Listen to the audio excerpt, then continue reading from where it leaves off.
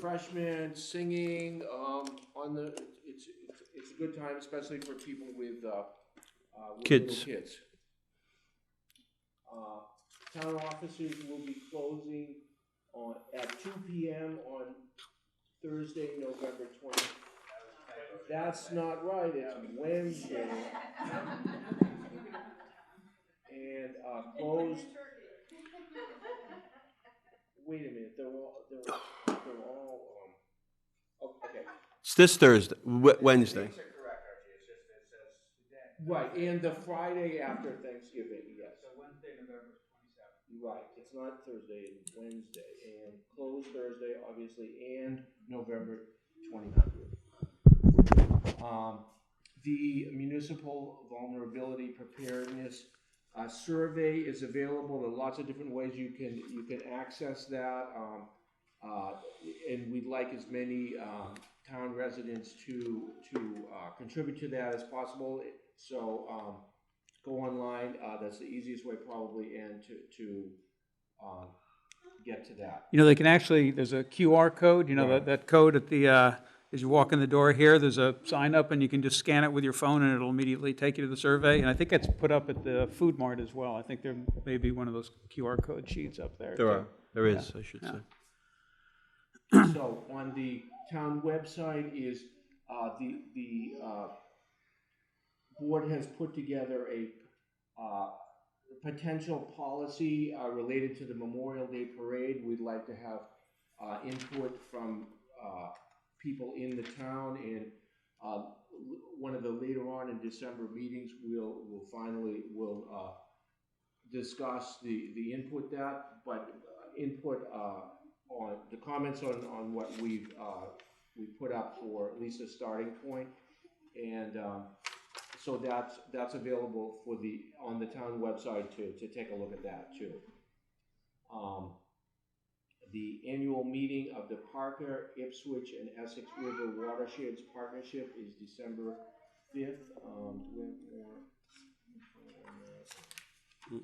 And that will be at Thursday, December 5th at 8 a.m. to 12 p.m. At the Newbury Town Library.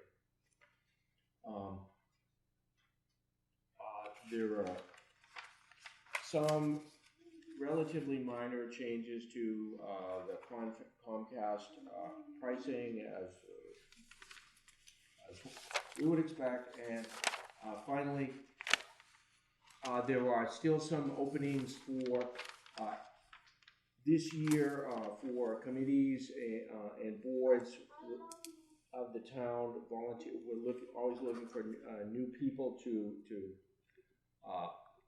help with the work of the town. It's interesting sometimes and fun once in a great while. And so I would go to the Selectmen's part of the town website to look for those. So our first order of business is a nice thing, and I'd like to have the chief come up and tell us about that. So we're commending Sergeant Cena and Officer Prento. Don't forget the press.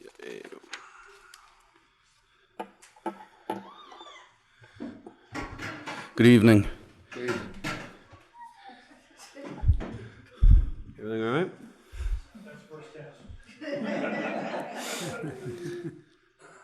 All right, tonight I'm giving a letter of commendation to both Sergeant Dan Cena and Officer Rich Parento.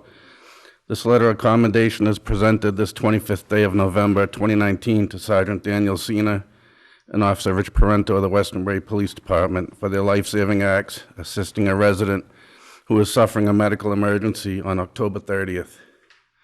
Officers responded quickly to the resident and found an unresponsive party. They quickly began providing CPR, rescue breathing, and defibrillator activation to save the resident. This letter of commendation is being awarded to both officers for their display of professionalism and commitment to serve the community of West Newbury. In addition to the commendations, there are also being issued commendation ribbons that can be worn on their dress uniforms. Guys, if you want to come up.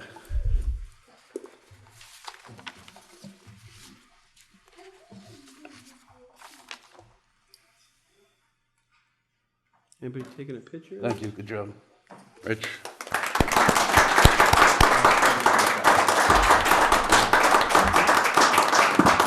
Good job.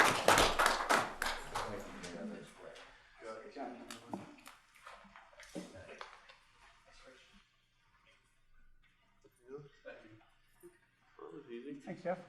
Thank you. I did this. It was funny. I knew it. Just, I've done that. Thank you, gentlemen, that's, Yep. yeah. What else do you say? Next item is a,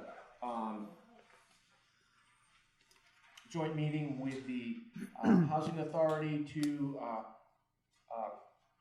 replace, a person on the West Newbury Housing Authority Board, and, Susan Babb has volunteered to be that person. So somebody from the Housing Authority is gonna come up. Do we have, how does this work?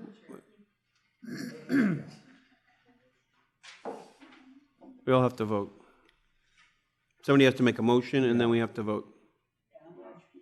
Chairman of the Housing Authority.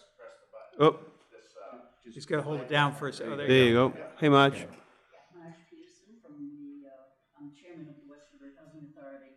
We had a recent resignation, and we would like to nominate Susan Babb to fill that vacancy until the next town election. Could I have a motion? Sure. I'll nominate Susan Babb to fill the huge footsteps left behind by Mary Barada. No. Oh, no. Oh, no, this is not Larry- Mary's position. Larry Cochran. Okay. Well, Larry He's got Cochran, large I'm sorry. footsteps, too. Big footsteps. Literally Okay, and okay, little tiny figuratively. footsteps.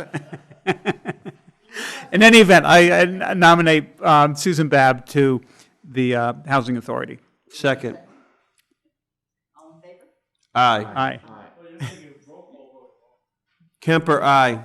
Kemper, aye. Parker, aye. Archibald, aye. I said it. Marge. Peterson, aye?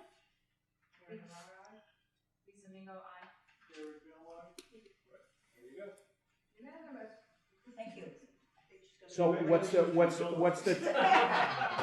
what will be the, at the next time, what will the term of that open position be? Do we know? You know, I'm not sure when, Larry's when up that for re- money's, When's Larry up for re-election? I'm not sure. Well, I know, well, no, at the election then, At the election. at the will it election, be a he would have to 2-year fill term, Hill's or seat. 1, It could be or a 5, or what? two-person. Okay, Well, yeah.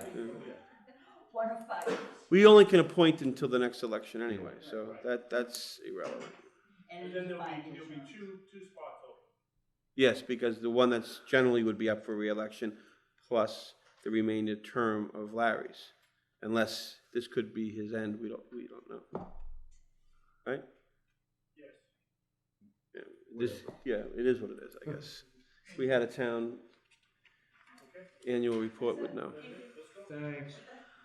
All right. One stop swearing in. There you go. Good luck. See you later. Thanks. Watch out what you're raising your hand for.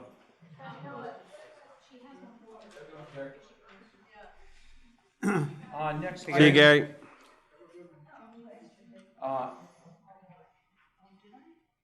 request to appoint Cheryl Grant to the Board of Registrars. So I'd move that. Have a second? Second. Discussion? Is Cheryl here? No.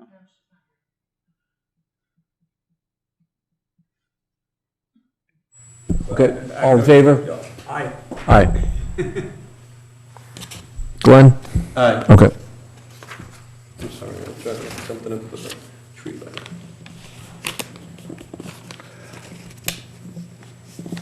Okay, it is now, we will make a motion to open the public public hearing for the tax rate classification, November 25th, 2019. So the...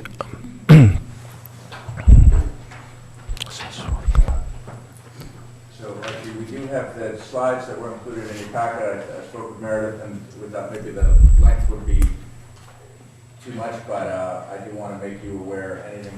packet, but we can put up on the screen at your request. Okay.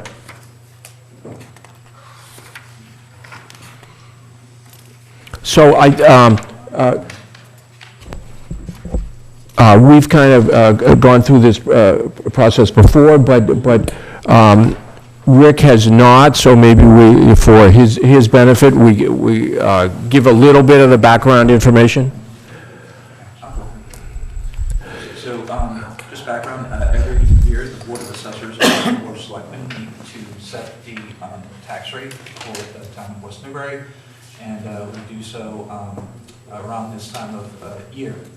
And generally what happens is we come forward with the information about what the estimated tax rate will be for the fiscal year, and we're here to answer any questions that the selectmen may have. One of the most important steps of this is determining whether we want to have a single tax rate, which is traditional and customary here in West Newbury, or a double tax rate, which would be residential versus commercial, but due to the very small amount of commercial property that is in town, we've stayed traditionally with the single tax rate.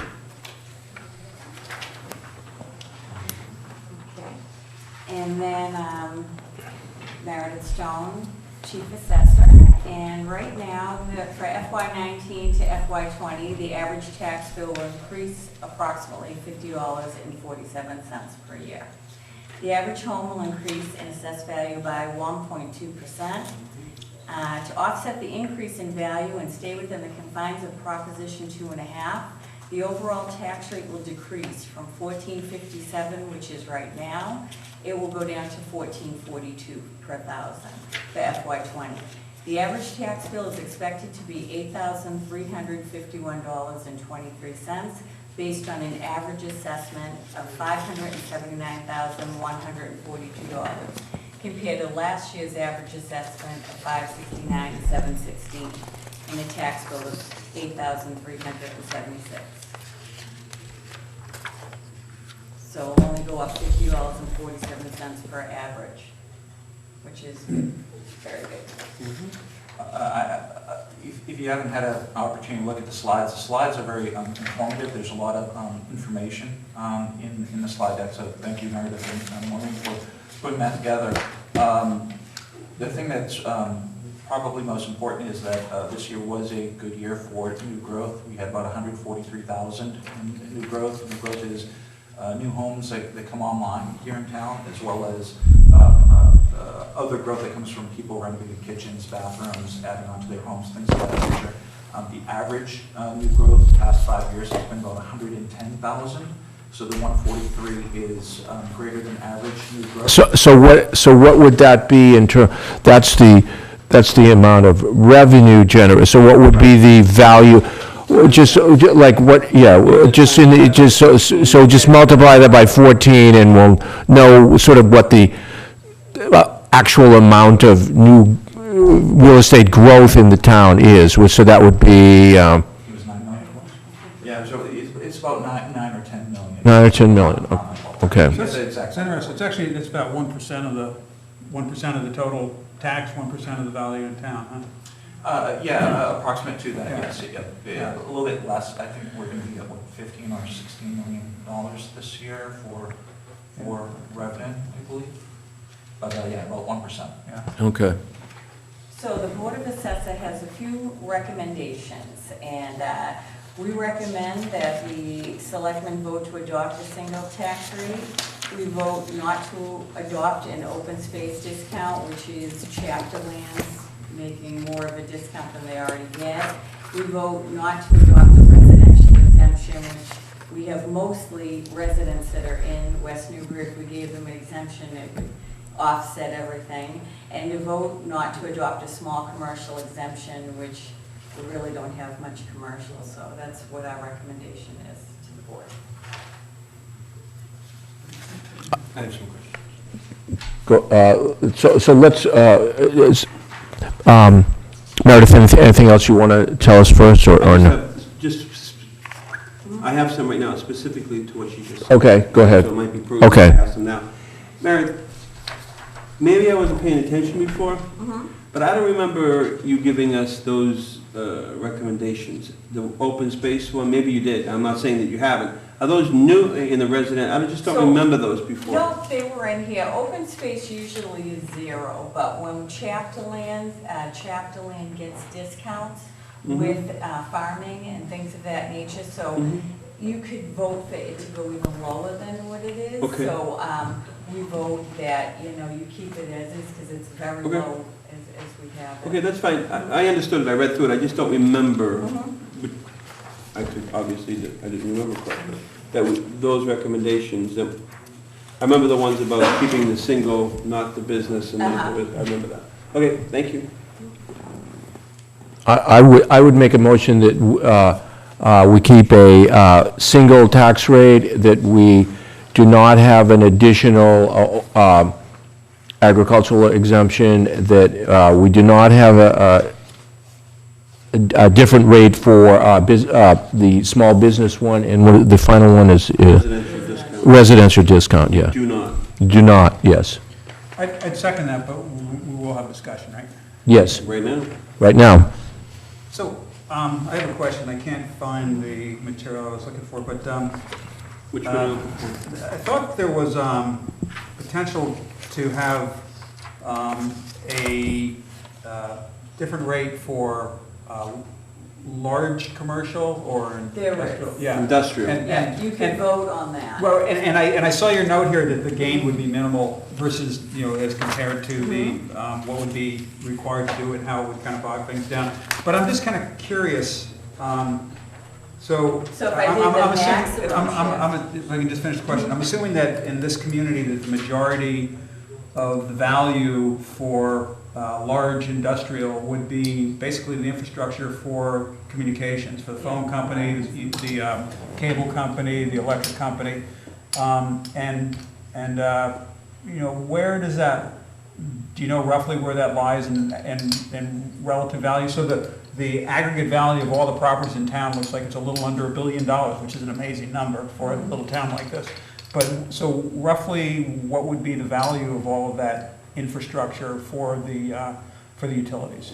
So right now, we have it, I don't have it on hand with me right now, but Yeah. I do have it broken down from the Department of Revenue. Yeah, Gives us okay. the figure that we stayed with.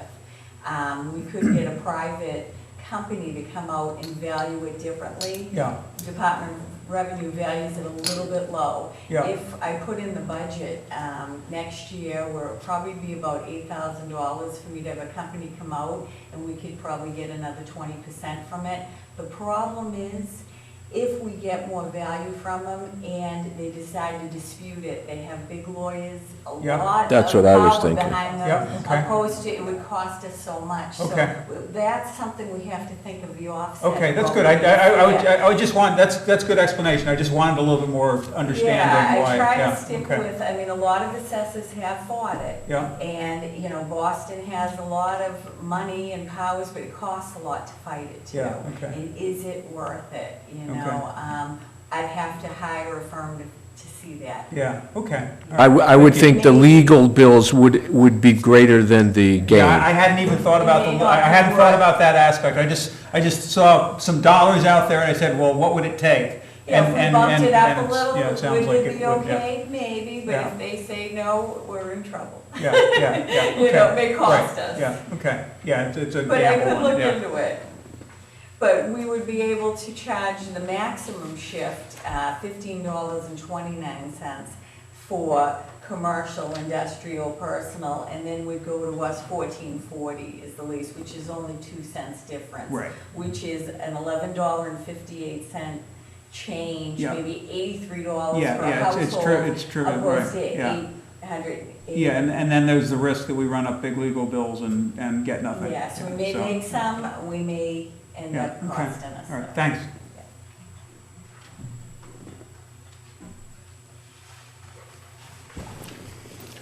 So wanna we vote? voted on. Not yet. Yeah, board. No. Any, further I have no- Discussion? Are we done for the evening with you, or just have some other discussions? If you have some more questions, yeah? And also, I know that you guys have a pretty long agenda as well. We're always welcome to come back, willing to come back, that is, to look at certain items of interest that you may have and go into more detail. So always feel free to ask the assessor's office or the board of assessors for any information that you may need, and you can come back and go through those topics. I know I've brought this up before, and I don't want to be a broken record, but I just wondered if there's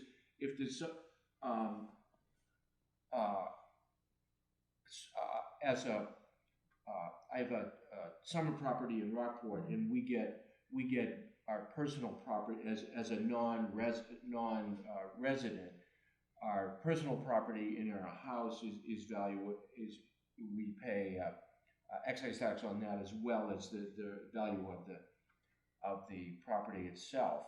And I just wonder, is there some way we can find out if there are a significant number of people in West Newbury, say, that spend 8 months in Florida and only 4 months in West Newbury, or something like that? I just don't know. I did put out an email to Essex County, and most second homes come from the coastal homes, which are Manchester, Gloucester, Plum Island, usually that are on the water. And Manchester was the least amount. It was 40 homes, but they had high value, which is worth it. We have a small commercial exemption of 10,000, which would also have to take that into factor as well, because that commercial exemption is a big deal. But does that apply to residential too? It would be for the second home. Oh, it does. For the personal property, Okay. if we were to charge. I could do a survey, but looking at, Mike and I were talking about it as well, Mike McCarron, and we're looking at who's, voting here, who isn't. So I could do a mailer. I could start with that, but, we'd have to see. I mean, people probably aren't going to be too forthcoming about volunteering. That's Right. the case either. Yeah. And we also have that small commercial exemption as well to factor in. Okay. What you're really talking about is trying to figure out if people are declaring residence away from West Newbury, let's say someplace in Florida, and the issue winds up being is how do we collect that information that we don't have readily available at our disposal. So, for example, the State Department of Revenue may have that on an income tax basis, but they don't share it with the assessing office, so it's very difficult for us to determine if someone's declaring, someplace in Florida. What their legal residence is. Exactly, so it becomes a very difficult thing to collect information for, and versus the revenue that we may get from that might be Too much work. Yeah, it might be too much work. Need batteries? Okay. But I could do a mailer. Take this one off. We could go from there. So, any further discussion? All in favor? Aye. Aye. Thank you. Thank you. So if I could just have you sign the LA 5s, and if you're okay with the levy limit, did you, Angus, see the levy limit, the 14 million?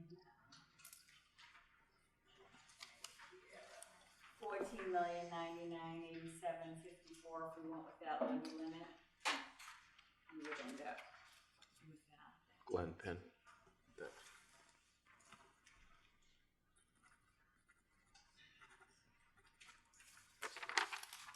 You live in Middleton? I have a place in Middleton, and I was. Is this where we have to sign this? From me. Oh, yeah, I saw you leaving one morning. I went, hey, that's you. That's Meredith. So I have to ask you, what do we do with this? Oh, that's just showing you. Oh, we're not Yeah, signing? We don't need to tax sign anywhere? rate. Did you sign here?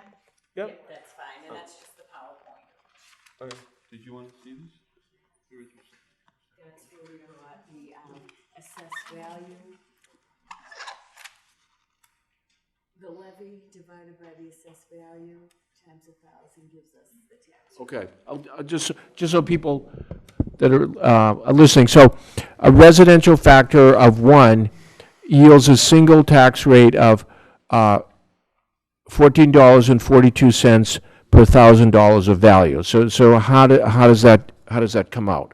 So the town needs to raise $14,099,087. The value of the property in town is approximately $1 billion. It's 977,745,000.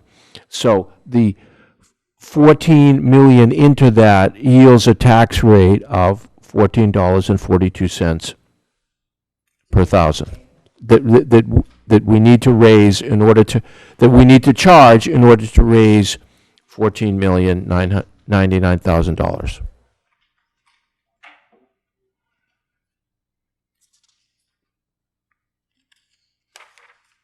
And also, this is not the maximum amount of that the town could raise. That's an important thing to know. We're We keeping, have a yeah. the amount did not go up to 2.5. We did not go up 2.5. The maximum allowable levy is actually 14,766,000. So we didn't even get close to that.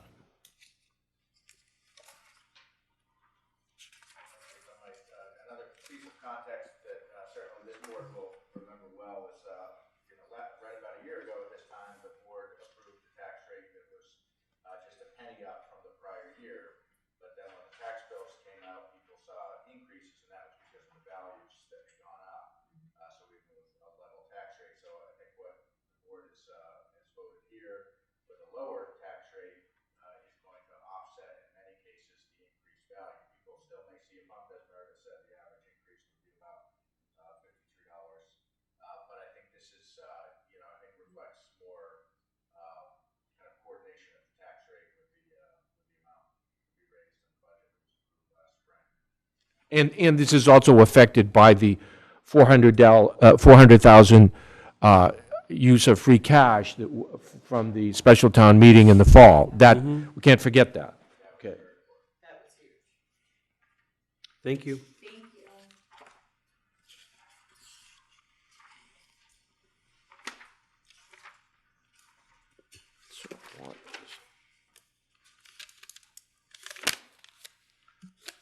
Our next item is a discussion over recycling, solid waste removal with the Board of Health, and what's going to happen in the next fiscal year. And it's a tough problem for all municipalities in the Commonwealth and even in the United States.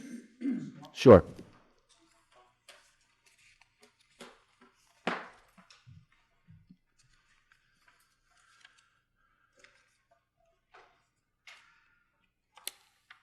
Good evening, gentlemen. Hello? What's the matter, Bob? I don't bite. I wasn't at the meeting, so I had no idea what they were doing. Oh, okay. Lucky you. It's a good night for you then.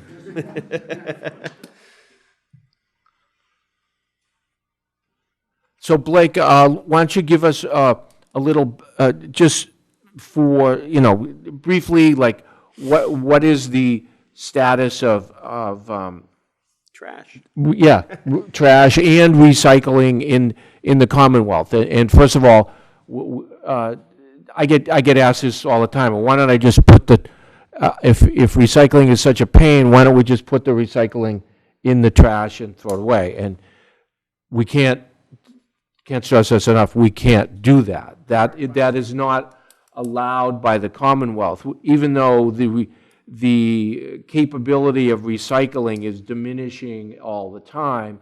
It is still not allowed by the Commonwealth we are still mandated to recycle. So that's correct. Yeah. So that's one of the things that people have to, in the back of their mind, have to know. Correct. And first, I'd like to introduce, I don't know if you gentlemen have met Tom Fahey, our newest member. He's our newest member of the board. Hi, Tom. He's in training. MIT. I'm sorry about that. Get it closer, is that better? Member in Good. training, MIT. Thank you. Well, every year, we definitely have to speak about trash, unfortunately, recycling. Last year was a relatively large hit for us because, like, you put that close, huh? Yep. We get a lot of complaints. I'm sorry. Come on. We had to come to the town to a special town meeting to ask for $50,000 for recycling. It was in the first year that we've actually had to pay for our recycling products. This year's not gonna be any different. We've already talked to some of our resources. We cannot get a fixed price on recycling. No one is gonna give it to us. We are currently, we've reached out to Waste Management, Wheelabrator, and Cavanta this year to ask them for prices for what that would be for the disposal, the tipping fee. Waste Management is, they're not gonna actually, neither of the other two then Cavanta is gonna give us a price. Waste Management will need a year to be able to give us a price on our disposal of our trash. And Wheelabrator, is saving all of its clients right now with towns. The only one who's responded is Cavanta. I don't know if you people, I know I spoke with Angus and gave him something at last meeting. They have, okay, so I'm not sure if you people looked at what they've given us for prices. We have it as A, looks very similar to this. Okay.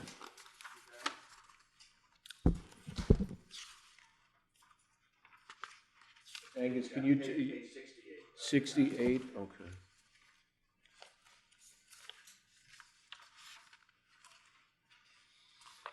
Got it, okay. Like, I had not put a financial estimate in the board packet. Okay. But, is it correct that about 1,400 tons a year, and a cost increase of $21 a ton? Correct. At about just under 30 grand is the estimated impact just for the solid waste disposal without getting into hauling and recycling. That is correct, and that's with the 5-year. Cavanta has given us 2 prices, a 3-year and a 5-year, which everyone, when I tell you the prices, is gonna look at me and go, what are you talking about?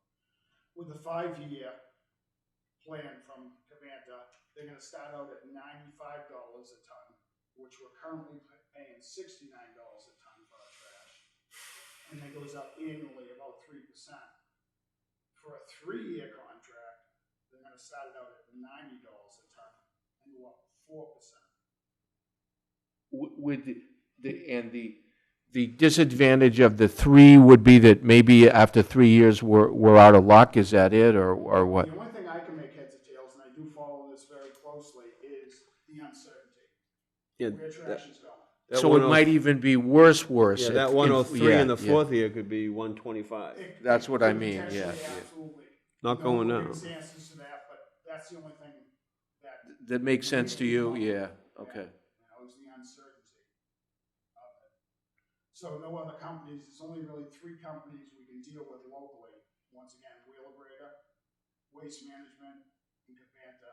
And Cavanta is the only one that has actually reached out to us and given us prices. Well, Waste Management has too, but they said A year away. a year away because they have to buy the trucks or whatever they have to do and gear up for the town, and we'll take your trash, but we gotta haul your trash too. Correct, that is correct. Yeah, so, Which they haven't given us a price, and I've actually. okay, when you I said think it's a price, but great yeah. idea, but it feels like I'm being locked, we are being locked into a monopoly almost. So the only reason why you guys, excuse me, No, go ahead. the only reason why you're really here, we're talking about trash, is because of price Absolutely. and recycling, the problems with recycling. We're making money on recycling, now it's costing us more almost than hauling away the trash, I guess, Yeah, it's costing us currently right around the $80 mark on recycling. at this point. At this point. And we're paying 69 For trash. a ton. And, what am I trying to say? So, way back, I guess, when we probably had some type of situation like this, there was some type of consortium that was put together. Yes.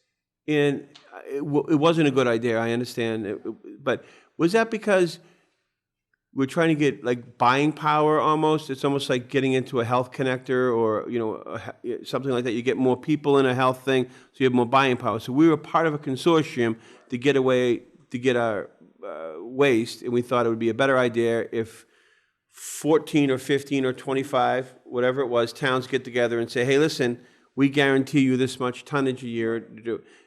Has state or anybody talking about doing something like that? Hopefully they're in a better model than that one, because I remember that wasn't very Well, good. if you remember, Glenn, we ended up paying a $1.25 a ton instead of, this is still less than that. I understand, but we're having problems back then. Then the tonnage came back down, like in 2000. Yeah, I understand. And we got a big check at the end of that too. The only one I can reflect that to is, I know Angus has been checking into, am I correct in saying, Angus, another group that's trying to get like a consortium together? I mean, I could be wrong. There was some discussion about a year ago. Right. Through the regional planning agency and looking at whether there could be regional bidding, for hauling, I believe.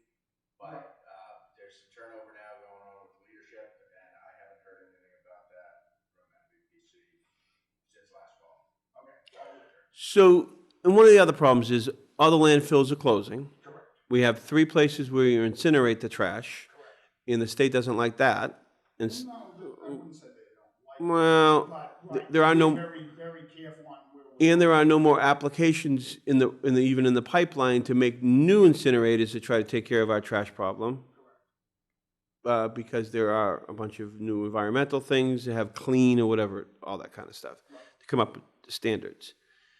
So we gotta pay up, or I mean, there is no, we want to ship it somewhere. I mean, there is nothing to do, and we talk about.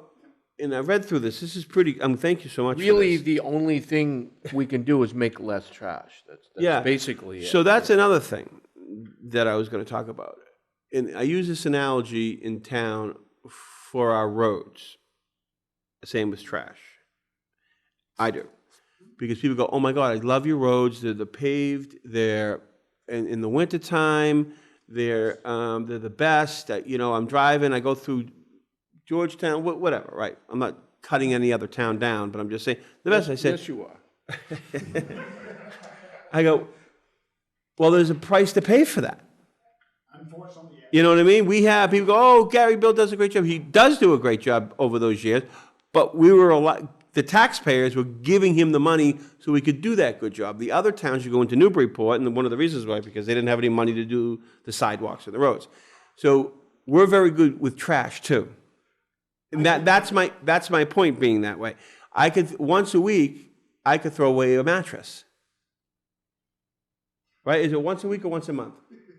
Mattresses, the only reason I. No, mattresses are gonna have a new, I'm just using the example. But trash, once a week, you can throw a large bulk item, correct. Which is a mattress. Absolutely. But the state's gonna no, not yet. You can still throw away mattresses until the state's gonna put a restriction on them. And we ask Okay, you but just not. use something else, like a that's fine. Use a it. No, but you can put on a hockey ma- net. or yeah, what it- yeah. Like bulk item. A large bulk item. So, and then people like Paul's told me, go to the mattress thing, please just don't put it out on a rainy day because it's even heavier. But we don't think those things because at the end result, we just put it out at the thing. So is there a way like get away from the bulky items and have people just do it themselves and or bring it up to recycling? I mean, I guess it's the same tonnage. But we're pretty liberal. I understand people are going to yell at me, oh, well, we pay taxes. But we're pretty good. We take a lot. Mello does a phenomenal job. I mean, I like them collecting our trash. Because I don't think I've ever had a complaint. What we've been in talks in the last 2 or 3 meetings, okay? We have talked about eliminating the large bulk item. The problem is, I think that before we change any of these rules, we're gonna have to reach out to the public and have some kind of meetings.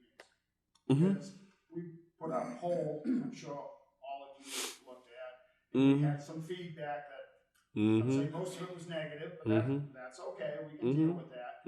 But I think we're gonna have something, but we are discussing with Jason Mello, Mello Disposal, a new contract also. One thing we are discussing, which obviously can be revamped, but it's actually a cheapest way out of having it conventional, like we've been doing. I call it automated, which Jason would have trucks, or the Mellow Company would have trucks to pick up the barrels. It's cheaper for him to do automated, is what we're talking about. What we're talking about, this is open to discussion, is Jason would supply the whole town with 1 barrel for trash and 1 barrel for recycling. He purchases the barrel and gives them to the town, but yet it's still cheaper to go that way than his conventional, and it's mainly driven by his labor force workman's comp.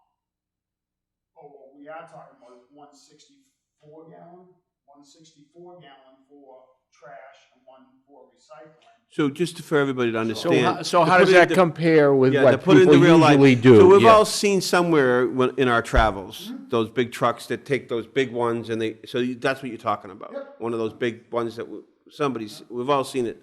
Okay, so that would, if it was like that, that would eliminate the possibility of, like a chair or something like that. Well, that's something that would definitely have to be put into our rules also. Right. But you understand what I mean about we're really good? Oh, I know. You know what I mean? think You would, compared to a lot of towns. and I hate saying that, but exceptionally good. that's what I'm not using it that we shouldn't be this good. I'm just using it examples elsewhere. Because 9 out of 10 times, you put anything out there, they're taking it maybe other than a tire, which they shouldn't be doing, or, I mean, it's gone without a complaint. Because don't we have a restriction on how many bags you're supposed to put out now? We have 2 barrels, 2 35-gallon barrels currently right now. Which is a regular size barrel, the two-handled one, much, yes. not those big ones that flip up. No, but what we are, But you put 10 barrels out there, 10, they take it, so, correct. What we are suggesting is 164 gallon. We're not really sure that it's gonna reduce the amount of trash. It's much cleaner for the town to have 2 barrels out there. He comes up with a truck, it's an automated, hooks on and dumps it. So that isn't really gonna eliminate our trash intake. But it's also a substantial, it is $21,000 a year cheaper for him to purchase the barrels, give them to us, than the conventional way. Okay. He absorbs that by having hopefully a contract with us, obviously for 5 years, and hoping that it proceeds on with us. So, you know, typically when you see that kind of container, those barrels, they're in more densely packed neighborhoods than we have here. Typically not with long driveways. So there are a lot of driveways in town that, you know, I can name one that I drive frequently.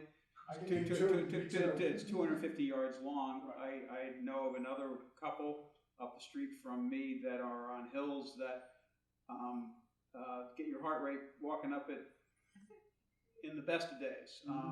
And you know, one that's probably a quarter-mile long driveway with 100 feet of vertical, you know, of elevation change. So in the case of driveways like that, and particularly for somebody who isn't as, you know, young and robust as we all are, how does somebody who's elderly deal with it? How does anybody deal with it, and how does somebody who's elderly deal with it? Are they on wheels? They have wheels or no? The only thing, at our last meeting, the board spoke with Jason about this also. Jason also would accommodate. It's got its pluses and its minuses. Who's Jason? Oh, I'm sorry, Mr. Mello, Jason Mello. I know who he is, but just so Jason nobody, Mello, I just want to make sure people know at home. I apologize. No, but so you know what the reference means to. I just want to make sure everybody knows. For the elderly, who probably won't be using 64 gallons of trash, okay? He would offer to give them, I mean, we don't think there's gonna be a lot, but he could come up with a 32 or a 35, Jason? A 35 gallon for them. Jason, do they have wheels? They do, okay. They're actually large, oversized bills. They're easier to roll than your traditional trash barrel. So then, Hang on, Rick. you want to ask? Yeah, go ahead. Will a 30 gallons fit in the back of an SUV for those of us who? No, That's what I wondered, yeah. no, 700-foot driveway No. downhill. no, And both ways. I'm not I just got a you. muscle man, and I'm the one who usually deals with trash. Oh, Rick, what Email the heck? elderly. She Actually, just threw you under the bus. Okay. You should be doing the trash. My driveway's about a Mm-hmm. I wanna make sure no one missed the point, especially those watching from home who couldn't hear Jason's comment, so, because this came up at the Board of Health meeting last Tuesday as well. So you've represented 35-gallon barrels can be provided upon request of specific homeowners. The default would be the 64-gallon with wheels, but I just wanted to make sure everyone understood that would be kind of. So those are the smaller ones that would fit in your, maybe. Well, hold on, we're putting, that's, We're putting the. yeah, that's way down the road. Yeah. This is all up for discussion.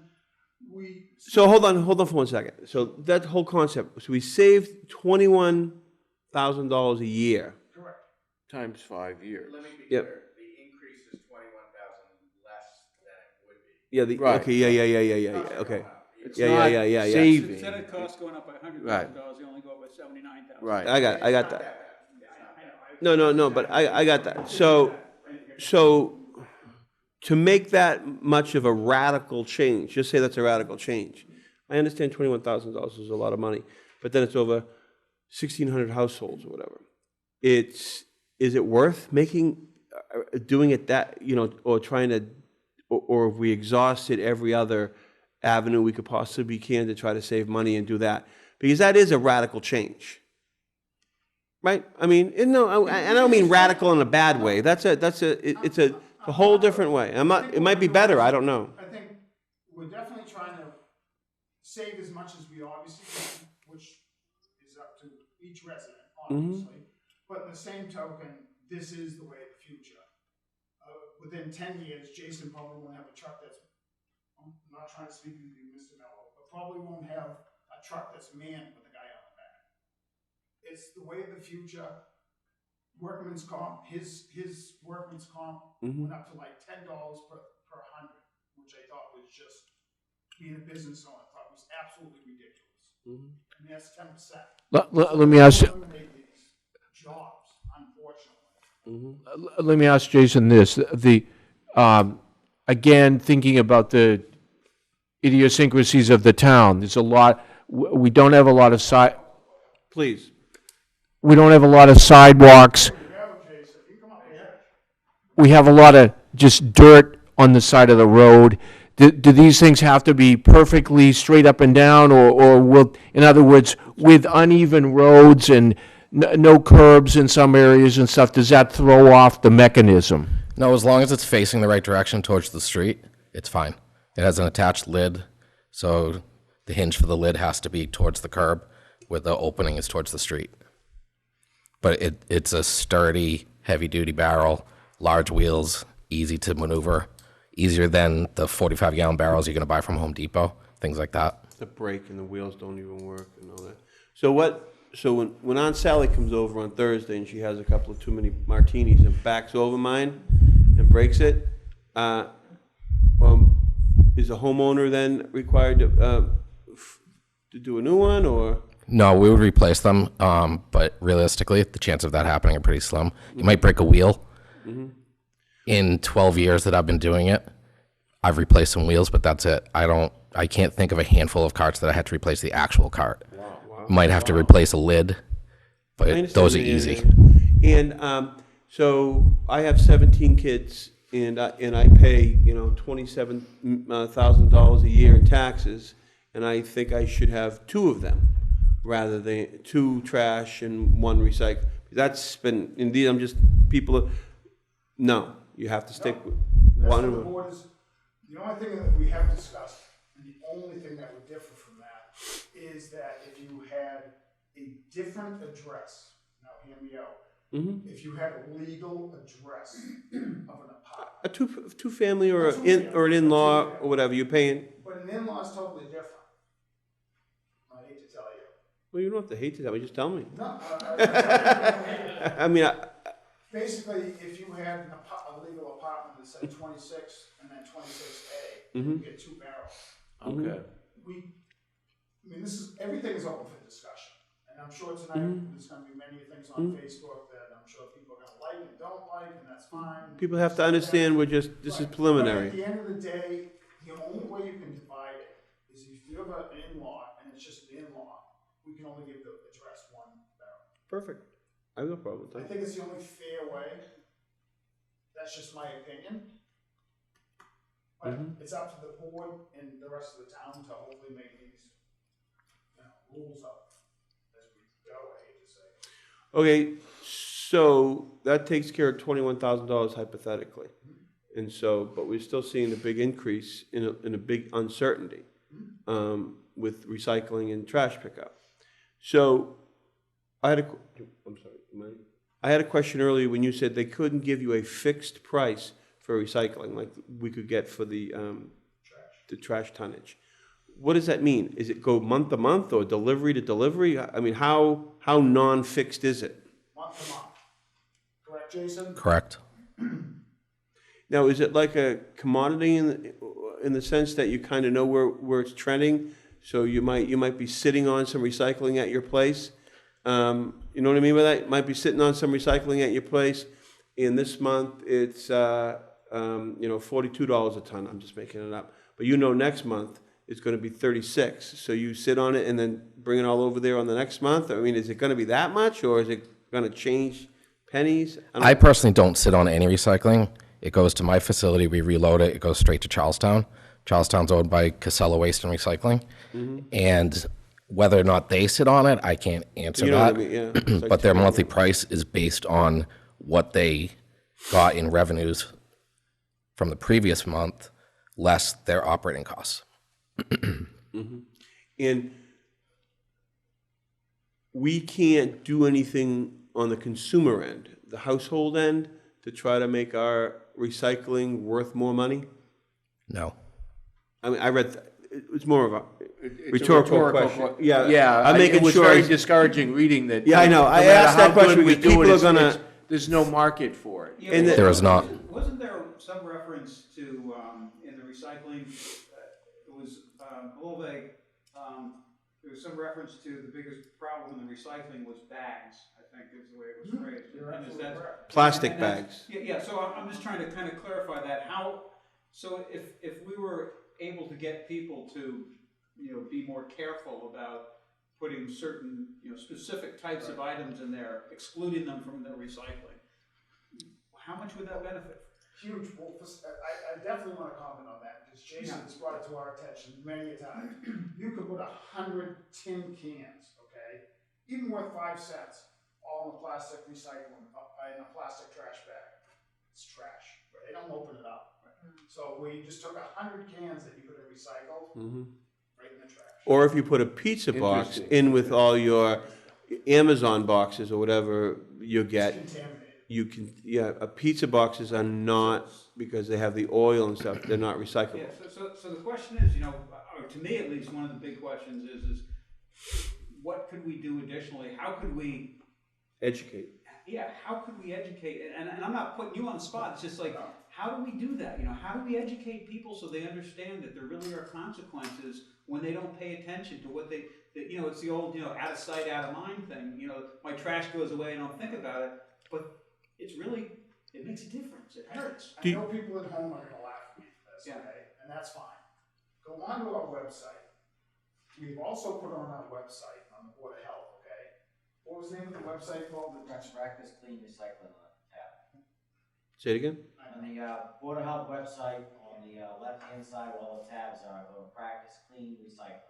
Practice Clean Recycling. On the left-hand side of the website. Board of Health website, just so he's not mic'd up, I just want to repeat what he If said. you look at that, anyone, okay, who want it, put in the item, a plastic cup, it will tell you whether it's recyclable or not. You'd be surprised that the people say, I know what to recycle. And then you ask them, and they have no concept of what. Unfortunately, that's not trying to be mean, but it's facts, the state has taught us for 30 years, DEP, anything with a recycling symbol on it, put it in the recycling. It's gonna take another 20 years to get us back to where hopefully we are correctly recycled. And if I can piggyback on yours, Rick, and if we separated it, hypothetically, if we put the cans in the cardboard and the paper and we recycle it, it actually, I don't know if it costs more money, I read through this, or it just costs the same because it goes they take all the separated stuff and they put it all in with the stuff that's not separated because they don't have any facilities all the facilities are single stream facilities now? Everything is single stream right now, and Jason can probably elaborate on this better than I, especially about purchasing the truck if you had to do that, if you don't mind, Jason. So in order to go back to a dual stream process, yes, the facilities are single stream right now. So your commingle is still going to go and be dumped at the same rate as single stream. There are paper facilities. There's none local. The closest would be Wilmington. And there's no rebate on paper. I'm still paying to get rid of paper right now. It's a lesser cost than the single stream. But in order to pick up a dual stream product, then you need a totally different style truck that is just antiquated. Two in the back of things. Yes, and a lot more money. So it would be ideal, but we're such a, remember, we're a tiny town. We don't have any market influence whatsoever. And That's all, I mean, we don't. Yeah, exactly. And I noticed that you had references in here with other towns that are much larger than us, and we're getting the same tonnage rate. You saw that, good. Yeah. I mean, people go, no, but yeah, because that you know, just because we're small doesn't mean that we're getting. Hit harder. Thank you. Sorry. No, I was going to say a bad word. Reading, Wakefield. Yeah, those are Stoneham, huge. Yeah. PVD, we're gonna have the same rate, so it's not like they're just. PVD's taking care a of huge city. 1,500 Not huge, but tons, which is nothing couple in 100,000. the big picture. The other thing I did note, it was hard, the numbers did bounce around, but another sort of positive thing was it didn't seem like over the last 10 years, that we're generating any more trash than we. Yeah, we're pretty even, We have a few more people in town, but the amount of, the tonnage seemed to be just about the same even 2009. Am I right, or, yeah? We're basically, apparently, we're basically at 1,400 tons a year. We've always put in for 1,500 or 1,600, and always giving back to the Well, you have to. budget, you know what I mean? Yeah. You have to give a little more than looking for it. A little cushion, yeah. We are creeping up on what we asked for last year, 1,500, I believe we asked for last year, could be 14 though. And, we're creeping up on that, and with growth, we'll see, so far we're under it, so far. What kind, just to, Sorry, it was it's sort past of 8 like, o'clock. really getting down in the weeds here, but are there things, Blake or Jason, that are getting thrown away that is really like are people surreptitiously putting in concrete blocks and stuff that are really blowing the tonnage and also are not really supposed to be in the trash? There's very little banned items that are out at the curb. Very little bit, okay. The only thing we were commenting, I'm sorry, about Glenn, is that, you know, if you were to eliminate the bulk, which is all for Todd, it may take people and think about going on to one of these Facebook yard sales and giving it away instead of just bringing it out to the trash. So, A dresser or something like they that. may think twice, because if Okay. if we ban them, and this is all up to, you know, Todd, they may think, you know, twice about putting out their trash barrel. It certainly can reduce it some. Or maybe they'll keep that nice bureau, yeah. Absolutely. Or themselves bring it over to Mello and Georgetown. Well, think about Like taking, I have when they get something delivered to their house, hypothetically, some furniture, and the company takes away for $30, maybe they just say, take it away for the $30. Yeah. Oh, yeah. Save the $30 now because they'll pick it up and they'll pick anything up. So to go back on there was a bunch of when I grew up. No, I'm not that old, but when I grew up, we had a thing outside in the ground. And you put it up, and all the garbage went in there, and somebody came and took the garbage, and somebody took our trash. So I heard, is that worth trying to separate our garbage from or having a compost? Because my next thing is going to ask, is it worth like using the Mullen land that we paid $1 million for that's not doing anything and getting our own Composting site. transfer station? That's what, transfer and composting thing and really investing in the future because it's so uncertain. And then in having them You know what I mean? I've been in some nice transfer stations like Bedford, New Hampshire.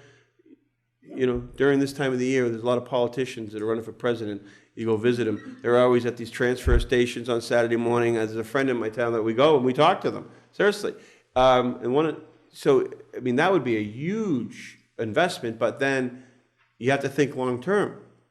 I will only comment on, and then I'm gonna let either Jason. Well, so Glenn, are you asking about just the kitchen waste or everything? No, everything. Everything, okay. I'm only gonna comment on the first part of that. To be able to have a company, they do it in Ipswich, and Jason may be able to help me out a little bit, but for table waste scraps, you're gonna have a minimum amount of residents that sign up for it. In Ipswich, it's a private Company. pay for it on your own. Yeah. Right. I've seen that. I know. think that, They're doing that in Newburyport too. Yeah. At least they had a pilot Are they doing it in Newburyport? They- and I think some people in They did even a West pilot Newbury have program. signed up for it. I mean, they pay for it themselves. But they won't, we've discussed it Seems with a like a couple of lot of companies, they won't come unless we have like 400 they're burning different more people. gas. So what about the transfer station? I don't think any of us have it, but he would have a better idea of it than I. Expensive. Very expensive. Monitor, set up, regulations, Permitting. DEP, permitting. Because we even tried to do a composting thing in town. Remember, we've done that for years? And now you just bring the thing up for our leaves, but it turned into wastewater, you know. DEP getting the permit, Jason, no, I won't say that, you can comment whatever. But yeah, but no, okay. Jason's trying to go through this process and it's taken him years. And I don't think it's a cheap process. It isn't. Composting at your facility? Or- No, I'm trying to build a new facility, but it would be different from a town standpoint, where if you were just looking for a compost site, that would be more feasible than getting a full transfer station for solid waste and recyclables. I don't have a lot of experience in composting, I won't lie. Newburyport offers it, it's a third party that does it. It's another collection fee if you're gonna do it house to house. Gary looked into it for us, and we found out, and we really never did anything about it, I don't think. But I think Groveland has one, and they were willing to maybe, do a community one. That they would allow, if we paid a little bit of money, they would allow our residents to go down there. We might want to check into that for people who want to Also, compost. the service to come to town wanted a minimum of like 300 or 400 Mm-hmm. customers Okay. to do it on a regular And basis. West Newbury's houses are more spread out, so it makes the trucking harder, yeah. And you pay for it, I believe residents pay for their own subscription. Yeah.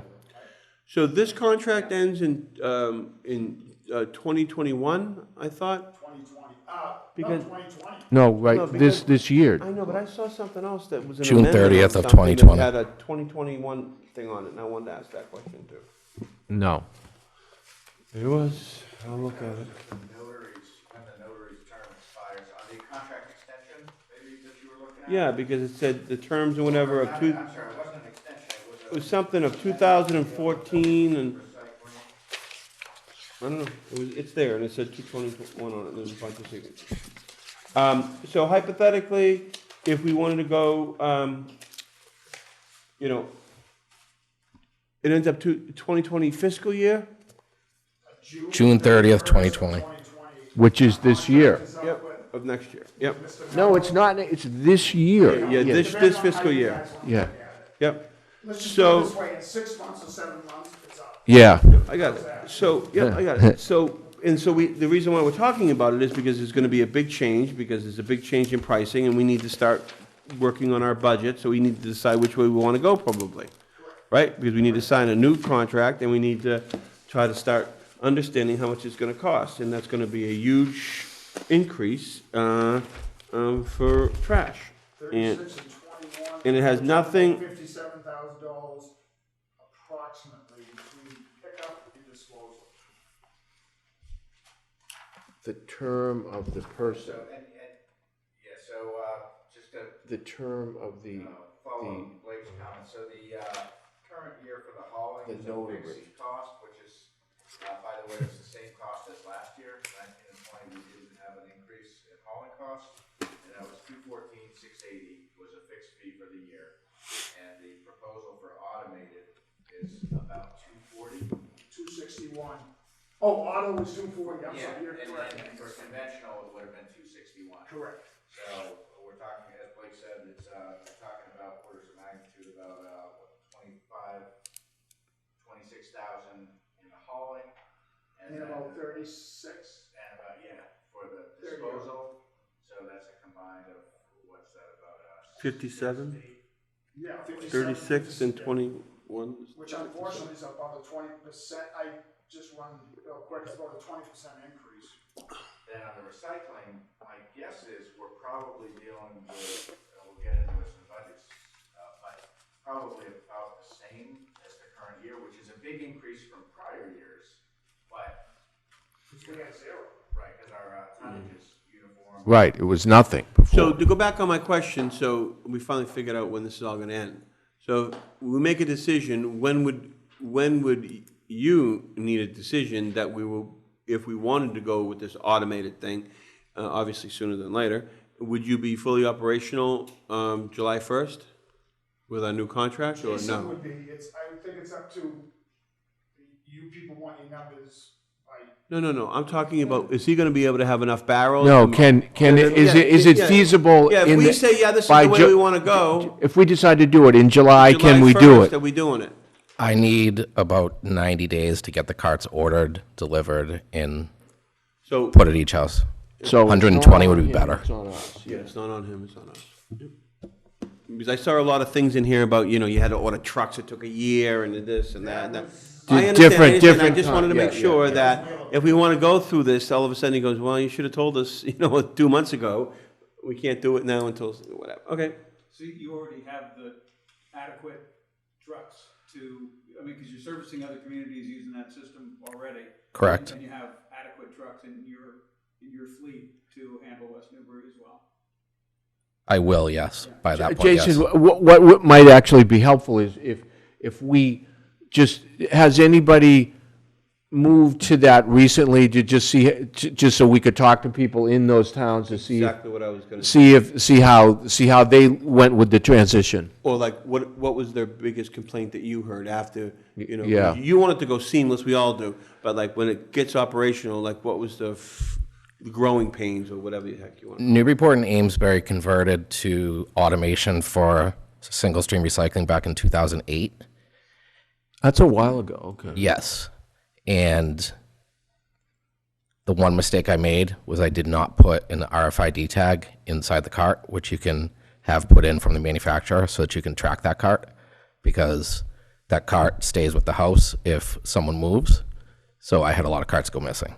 So I learned my lesson on that. You lost a lot of cart in the winter? No, if someone moved out of their house, they would take their cart with them. When it's not It's their nice. property, it's my property. Yeah, it's nice. Who wouldn't want it? You can't kill one of those things. Everybody would want one. Right. They're using it for whatever. Jason has offered, which I think the board is kind of unanimously said, he can own the barrels or we can own the barrels. And I think it's better that he owns the barrels because he can fix them, replace them, and it'll be on Jason. He actually could. I proposed owning the barrels for the first 10 years because that's basically how I amortize them, and I would take responsibility for fixing them and replacing them if need be during that period. Now, but Newburyport has opted different, correct? Newburyport, correct, would like to take ownership of the barrels at this point. And they've been doing it since 2008, you said? Correct. Why? 11 years into it, and maybe, so you said. And Amesbury does not want to take ownership. When you say Newburyport wants to take ownership, the city itself does, or they want the residents to take ownership? The city itself. Well, think about it, if somebody moves, then you have an opportunity to say, we want your barrel back, you have better control over it, I don't know how you're placing it, but. It's not easy to police without Well, the I think RFID tag. as a town, who maybe they have better control of making sure people aren't taking. So whose responsibility is it if, is it the homeowner, if those things go away? Not the town. So if, they steal them hypothetically and they, If there's a- midnight, they're driving out of town with your barrel. If there's an RFID tag in it, I'll go pick it back up. So that's like what is that? It's a GPS tracker, Wow, they got a low jack. basically. Oh, so, yeah, it's more than just RFID then, it's actually, there's a GPS device? Mhm.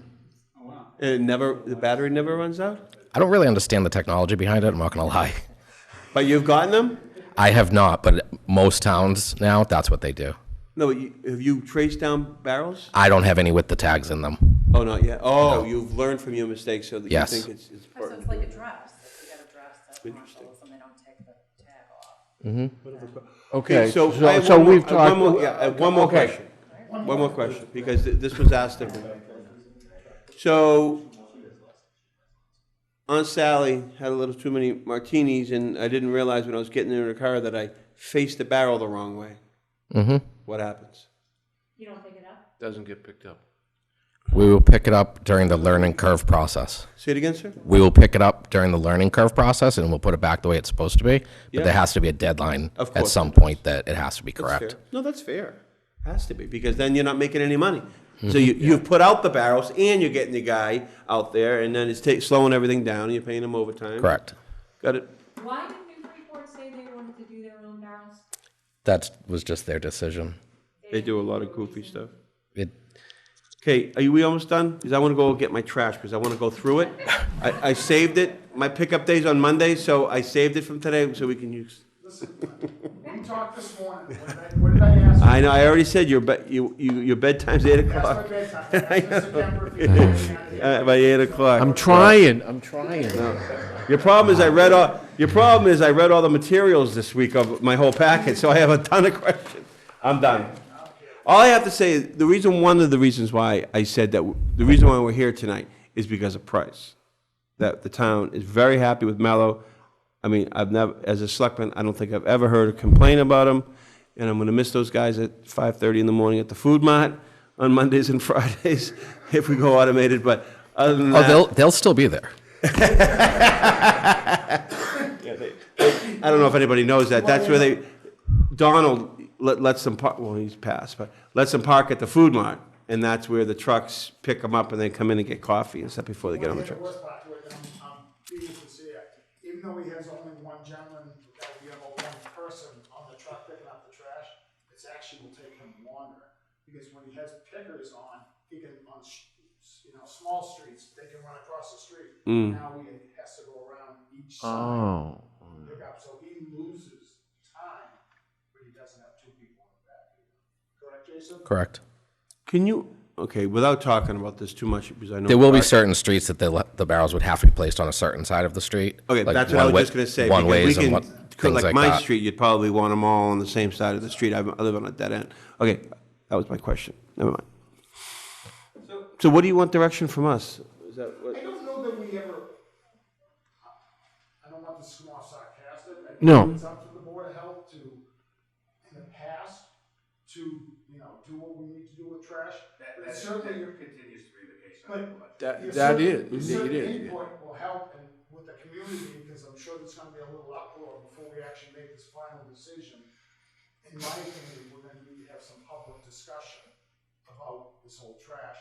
I'm sure people are gonna say that one barrel's not enough, you get the same amount of gallons, but I'm sure there's gonna be people who say, I have 5 kids and I need 2 barrels. So we kinda want your approval as just trying to go forward, even though we actually signed the contract, Bob James signed the contract as the chairman. But we certainly would like your approval to, go along with this.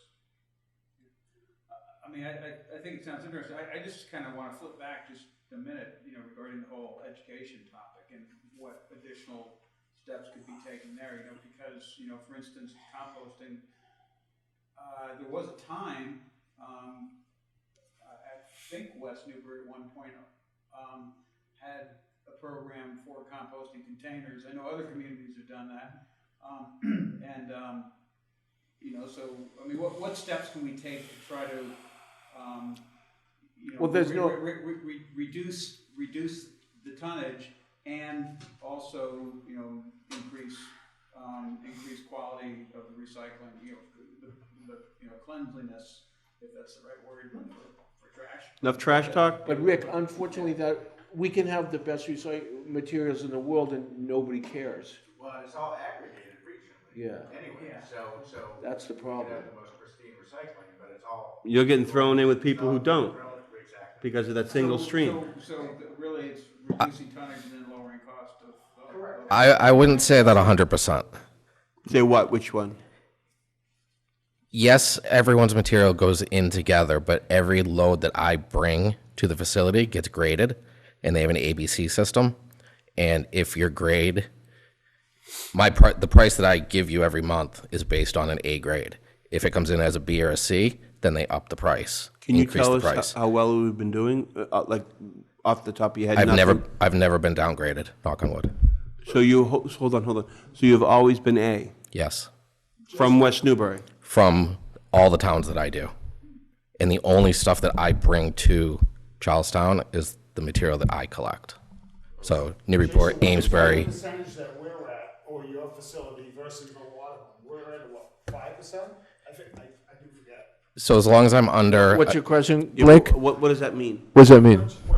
Contamination. Oh. Jason's Oh. being the A is almost a state low of. If they eyeball the material when it's coming in and they look at it as being roughly 8% or higher contamination, then I'm going to get a surcharge on top of the Goes to per a ton B? fee. It'll go to a B or a C. So other communities, I don't know if you've been following, the city of Boston's been negotiating a new disposal rate for their recyclables.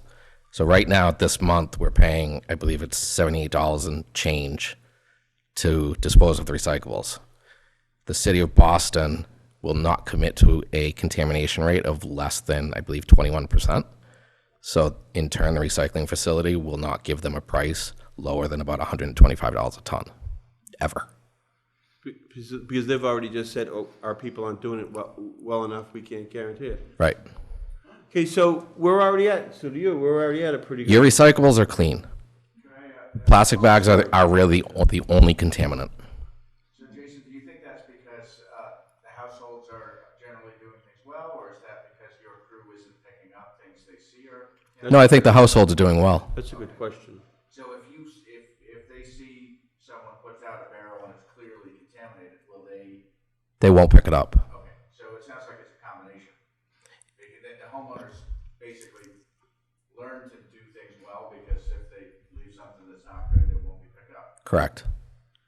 But I will say I can't recall a phone call from anyone in town saying that I left their recyclables behind because they were contaminated. And you would? It has to be very blatant. You would, or these guys? Oh, absolutely. Because I was going to suggest maybe like a PSA with some cable money. We could put something up on our local thing, but if we're already at A. But we can always get an A plus. I know that sounds silly, but go to our website and see what you can recycle. That will help us out in the future. What about just burning it all in our backyards? You almost got me, Glenn.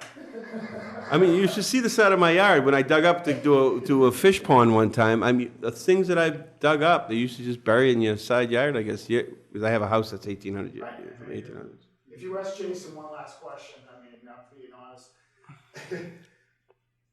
I'll leave it alone, not just legal. I was gonna say something about that recycling. Okay, so, I think, you know. What would you think? What do you know what's out there? Obviously, you own a trash business, obviously, and you have to project in a business plan or your business model 10 years out, 20 years out. I mean, do you see the people eventually? There has to be a business plan to make recycling, profitable again or something. No, or no? Is it just all going to go by the wayside? I don't ever see recyclables costing less to get rid of than the actual trash. Not anymore. No. What happened? Is it China or what is it? No, that was our own fault. That was the United States fault because they were sending so much contaminated material to China, and then China finally put their foot down, and rightfully so. Yeah, this material said that. They just said, you're just giving us your trash. We don't want your trash. They were opening up cargo containers coming from the States that were supposed to be all recyclables. There'd be recyclables on the end. Once you dumped it, it was trash in the middle. And it's illegal to export trash. So we did it to ourselves. So, as a trash person, this is probably, like Blake said, this is the trend anyway, right? So, if it's going to save us money now, let's get on board now. I used to be able to pick up recyclables for far less cost than I could trash. And now I look at it as your trash container and your recycling container are costing me the same to get rid of the material, and that's the way it's going to be. And right now, recyclables are a little bit higher than the trash to get rid of, and so I have to look at that pricing much more frequently. Where my price to get rid of solid waste is a fixed cost, I know what that's going to be for the next X amount of months. I meant about Okay, Glenn, the, we're kind I of, meant about, we're yeah, hold on. really getting in I the meant about weeds the- here. About the automation. Mm-hmm. Well, they're asking us to give them a go on the automation, so I'm asking him if he's gonna come back to us in 2 Okay, years. ask and a say- question. Yeah, so is the automation the way to go anyways? Absolutely. Is this just like a foregone conclusion, and they're here to say, hey, what do you want? Is it Automation is the way to go. Yeah, okay, then there you go. There you go. So, what do you need from us? Absolutely Nothing, nothing. right? Nothing, I mean, it would certainly, to the residents, your approval is certainly. Obviously, a public comment period about something, and education, so people aren't, caught off guard, and they understand the lids have to be down, and all that kind of stuff, and all that kind of stuff, it sounds like. The carts are clearly labeled. They're hot stamped on the lid with directions of where to place it, what can go in it. Lid always needs to be closed. There might be like some actual benefits to the town in terms of if it's windy, if we've got really nice barrels, it won't be stuff blowing around the way it does. You won't now. have Stuff lids doesn't blown get down the street. spilled when the- No, I think the key when is the to, plow goes by, we might end up having a cleaner town. and it won't as get a- wet as when it a rains, nobody secondary has, effect, yes. nobody, Costs more money per yeah, ton. yeah, because a lot of stuff people won't don't be have wet. lids, I don't have lids on I mine. only see good things out of it. On collection day, the town will look much cleaner and much more uniform. There won't be barrels and We lids can put blowing down fun the little street. stickers on it. The barrels are heavy enough that they're not gonna blow around, generally speaking. Generally speaking, correct. Unless you, And their tops are connected to them. Correct. The tops aren't blowing around as separate, as individual items. how Correct. come you don't yell at him like me? That's his first question. Hey, Glenn, Mr. Pepper, can I go home and go to bed? You talk to the chairman. Thank you very much for coming in. Absolutely. Thank you for having Thank you for what me. you do, So because should we just, to help you out, should we move and vote on? I don't know that you need to vote, I Suggestion think that that you- if you people yeah. just help us out, along with, Yeah. that this is what the Board of Health is supporting. Okay, so If I hear- you- if I if- hear I- any concerns, I'm just gonna say, yeah, Blake said it. Right. No, but if you come up with the plan, we will back it. That's, I yes. didn't hear last Tuesday's meeting correctly. There is one very important policy question, which is the color of barrels, right? We get to choose. Jason actually got to us typically, I'm only going typically, as Jason said, green for recycling. Typically, I use green for recycling, brown for trash. And brown for trash. But that is something. It's something I think we can Town negotiate, could put right? its, and, or you said like the town seal could be stamped on really whatever that, Absolutely. so they can be customized and. Are they made for recycled resin? They are. They are. They are. A percentage. I don't know the percentage, It's but a no-brainer, I mean, if you're trying to encourage this and, so hopefully they are, yeah. Jen? Yeah, do you have a sense of when you're gonna make that decision on Board of Health? I think it's something, I know that Mr. Jennings is probably gonna want some serious hard numbers pretty soon. I think we're gonna have to bring it to some kind of public discussion within the next month or two. I believe that would be fair to say. I would bring the barrels with you, and then I'd plan on having a town meeting before, obviously, July, and have a huge display there, explain to everybody, and then you'd have it 1,000 times, and half the time we'll still say, what the heck are you doing? So before the end of the year, or could you? I think it'd probably be after, the more that I just thought about, we are in almost December 1st, so I'm sure it'll be after the first of the year that we're gonna try to get everything sewed up. I think we're gonna have to have some kind of public meeting, because once again, being on Facebook, I think people are gonna demand it. I think your biggest thing, I know Archie's gonna yell at me, but I think the biggest thing is that, is the bulk items, because we gotta push that aside. Now, the decision, I think everybody, personally, I think the public will be in favor of getting a nice free barrel and having it like that. But I think, is the policy then gonna be, hey, if it doesn't fit in the barrel and the lid closes perfectly, that's what we pick up. you can't do that, plus put the mat, I know, and put the bureau, the dresser, whatever, next to it. Trash is one barrel, and the lid's gotta close. That's where your public comment and stuff is gonna be. You can't just then put something next to it. And then your recyclables is the same thing. I'm gonna give my own personal opinion, this is not from the Board of Health. I personally think, whether it be this year or certainly close thereafter, we have to get rid of the large bulk items. If Jason is. Well, Blake, you have to if you go into the. Jason's going automated, so what do? Ask him to come around and bring that, I mean, that's not per his contract. No, So that. I think we're unfortunately gonna have to do some kind of, if you wanna have it disposed, we can do it once a month, but we would have to pay for the product or something. Well, they have to bring it up to recycling. That's something to talk about. Yeah. They have to bring it up No, to. I mean, that's what I was thinking in the back of my mind, once a month or once every 2 months or something, there's something, no, not a pickup, but something, some Well, kind of a situation. most yeah. things have spring and fall. Spring cleanup, one item, they come Once around. every 6 months, what? Yeah. Or not at all, or not at all. They have to bring it up to recycling. It's 100% open discussion. Yeah. Just, my personal opinion is I think we're gonna have to do away with the mellow company picking it up, because they're gonna go to automated, he's not gonna wanna send people around. Maybe once every 2 months, 6 months. That defeats the whole purpose. Right. But they're gonna have to pay, I believe they would have to pay for it. They have to pick it up, that's what I'm getting to. You didn't say that portion You of it. put a purple sticker on it or something. That's my yeah, personal yeah. opinion. The bulk items are still up for discussion. I'm willing to work something out. You might have to purchase a sticker Right. at, here at town offices. That's my thoughts, absolutely. And then, only items with individual stickers on them would be. Yeah, no. People are gonna be, instead of renting a dumpster, they're gonna show up and they're gonna have like 15 stickers, 20 stickers on the stuff. Nah, whatever.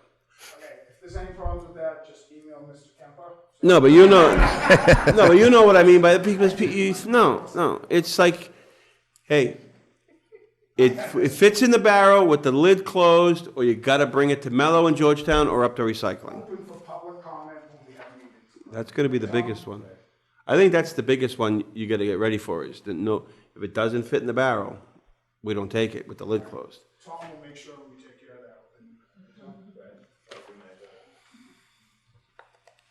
Good night. Thank you. Thank you. Thank you. Better get out of here before I ask another question. Thank you, gentlemen.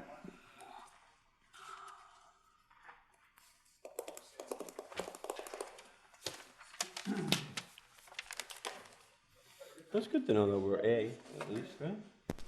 Excuse me? That's good that we're A. Yeah. You know what I mean? But I guess it's good because it doesn't, we can't really improve, so I don't. Well, we'd really stink if we were C and it was really expensive. So that was the one piece of good news. Yeah, but, then we can't really improve and do anything better. Oh, yeah, that's what you mean, yeah.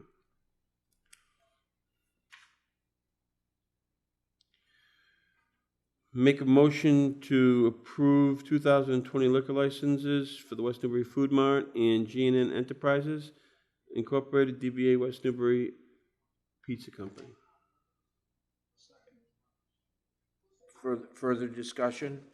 I would just note for the record, we've received all required documentation, insurance certificates, all of that. So I would recommend a vote. All in favor? Aye. Aye. I also would just say, this is part of the transition of, Annie's been doing this. This is the first time she's done this, so there's, we're working through licensing. I think it's not smoothly, but that's. And it's not a trivial process necessarily. No. Where are we? G, update on the designer selection process for the car post. Mr. McCarron?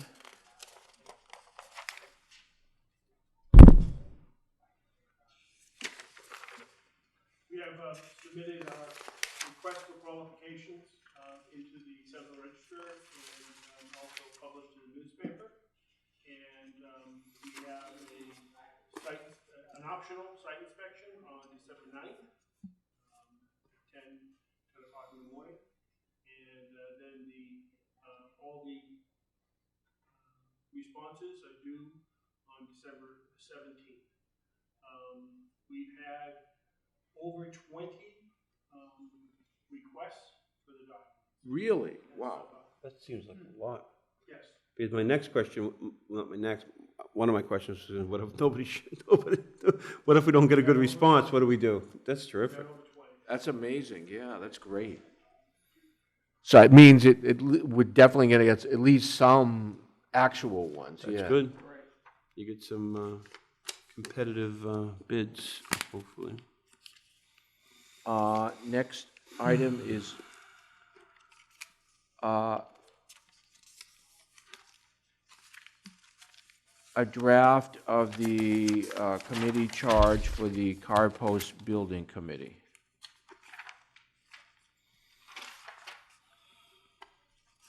When we say draft, when are we making this final? Is it tonight? That's up to us. Well, there's nothing for them really to do until somebody is selected on the 17th. Is that correct? That's correct. Okay. But we also want to be in the. Do you want to get people aware that we want to get some bodies? Yeah. Do you want to go over this? Like line by line? How do you want to do it?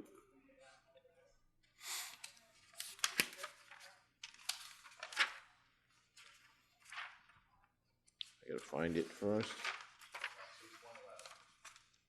111. Thank you so much for numbering these things. It makes our life so much.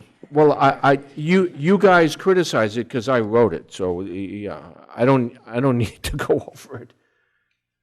Okay, objective, a town committee charged with offering recommendations to the Board of Selectmen and other town officials in keeping with the wishes of the town voters in accordance with the town manager's office, facilitating public communication regarding the restoration of the car post. Okay? A town committee charged with offering recommendations to the Board of Selectmen and town officials. What does that mean, the town officials? And in keeping with the wishes of the town voters, in accordance with the town manager's office, and facilitating public communication regarding the restoration. What does that mean? So they're going to be on the forefront of facilitating the public communications regarding the registration of the car post, or are we, or do they come back to us? You understand?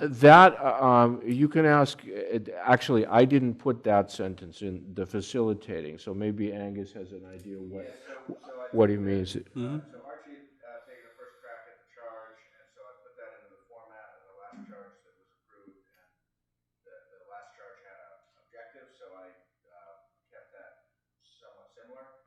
And the idea that they worked reasonably well in the summer and fall, but we can talk over whether it's continues, how relevant it continues to be. But I knew that my office would be very stretched with doing all of the work of, working with the architects and the engineers and preparing the CDC proposal and a lot of that actual work. And I knew there was a lot of public interest in the matter, and I was concerned, and also we were short-staffed, so I was concerned about our ability to effectively get the word out through things like Facebook and so forth. So the kind of division of labor that we envisioned was that I would share information with the car post committee, which would then further disseminate that through public channels. So going forward, we're at full staffing. I think we've got a good operation in terms of public messaging, so that might not be as relevant at this point. But that was the idea.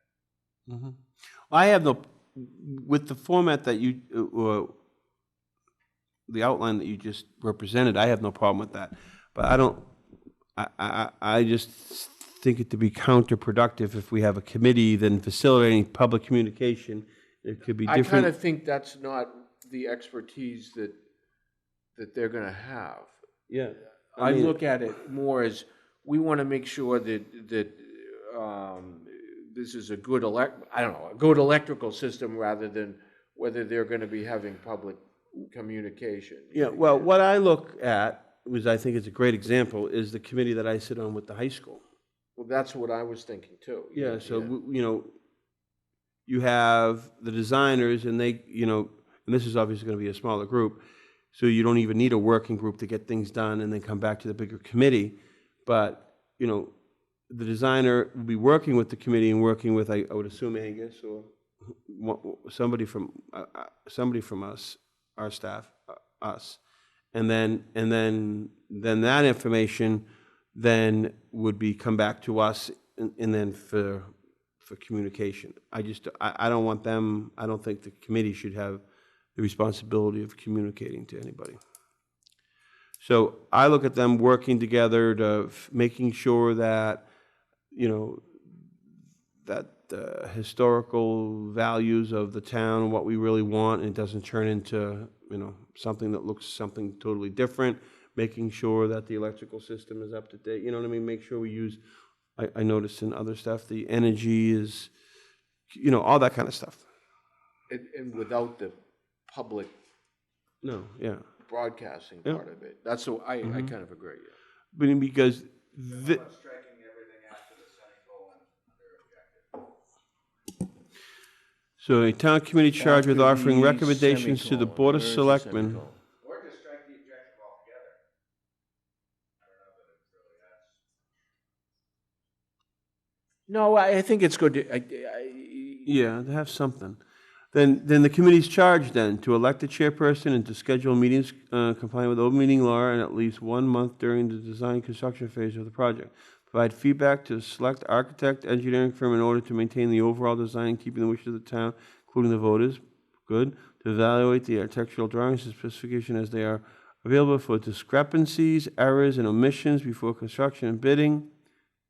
Maybe. well, we don't know how that's why I said as much as they're able to do that. You know, if Yeah. you see something glowingly bad, yeah. To provide feedback to the design firm on maintaining the historical, without a doubt. To recommend the design changes if and as needed to ensure energy efficiency in keeping with the historic plan. Good. At the completion of the design phase, to provide input to the chief procurement officer regarding the evaluation of the cost proposals and recommend changes or exclusions of material items if needed to keep the project within budget. That's like the value engineering stuff that we're doing now. That's good. To prepare recommendations to the chief on preparation of the construction bids and advice regarding the selection of a general contractor. Maybe. To provide oral, written reports as requested to the town meeting or to the Board of Selectmen. Yeah. I think one issue that's still being chewed on is the whole idea of whether we're going to have an outside project manager for this or a clerk of the works. There's a couple of different options. We're right below the threshold where an OPM is required by statute. What's the threshold? 1.5. So we're Like $1 under it. 1, 4, 6, 7. We have hold on for 1 second, I'm sorry. We have $1.5 million going to be spent on this. I think we need somebody to, we definitely need somebody. It's just, in my opinion, and in Wayne's opinion, we definitely without a doubt. It's a matter of whether it's an OPM or a clerk of the works, but also some of what's written into this draft charge kind of is similar to what function that individual or firm would perform. So I think that ought to be kind of carefully calibrated. So that might be something that would justify kind of tabling this to the next meeting to talk more about the options on kind of professional oversight of the construction. What do you think, Mike? We've talked about this. What would that person, what would that cost? Well, it's written into the budget, into the 1.5. Okay. Yeah, I think it was what, 37,000. Yeah. How much? 37,000? Okay. That was the budgeted amount. And who gave you that figure? That was a percentage based on the architect's And that's generally a That's good rule of thumb or whatever in the industry? That seems low to me. It seems low. Doesn't it? It seems low to me, yeah. Well, you know, I guess we could do a couple of different things. We could, you know, we could go the OPM route, which, you know, is statutory route, we go like that. Or we could put out for basically like an OPM, we call it a clerk of the works, and we could put out a bid for, you know, again, request for qualifications for that type of services. And define what those type of services are so we all are on the same page. The OPM would basically be the project manager who would be inspecting the work that's being done, you know, by the construction. The person who's on site on a consistent basis to see that the work that's being done is in compliance with the plan and also in compliance with the building codes. Mm-hmm. And that would be, a good analogy of that would be Meridian when they work with the planning board. When they're at, you know, they were kind of working for the town, they were an oversight for the town to make sure what the planning board voted on. It's a different discipline altogether because that's like engineering and site work. When they dig up a hole to make sure it's engineered well. The idea is the same. Well, but Mhm. that's also the role of the oversight, you know, the regulatory oversight of a private development, whereas this is obviously the town-owned project. So it's really the owner's representative is part of the function of. Well, that's what Meridian is. They're owners they're the planning board's In representative. terms of regulatory compliance. Yeah. But not, Is he here for any reason? Hey, Dr. B, were you here for any reason or just not a good football? Just to stay informed. You sure? I want to make sure if there was something here. I've got to pick up my time. Oh. Did you have anything in particular? Because I just like to say, I did learn a lot about trash. I was gonna ask you that, yeah. we can trash Okay. talk. Well, I just want to make sure there wasn't something that we, No.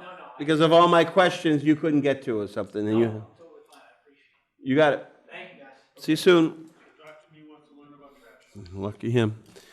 Okay, so I'm adamant that we have a project whatever it is something to oversee $1.5 million because we're already stretched in the individual. I mean, that's a lot of money.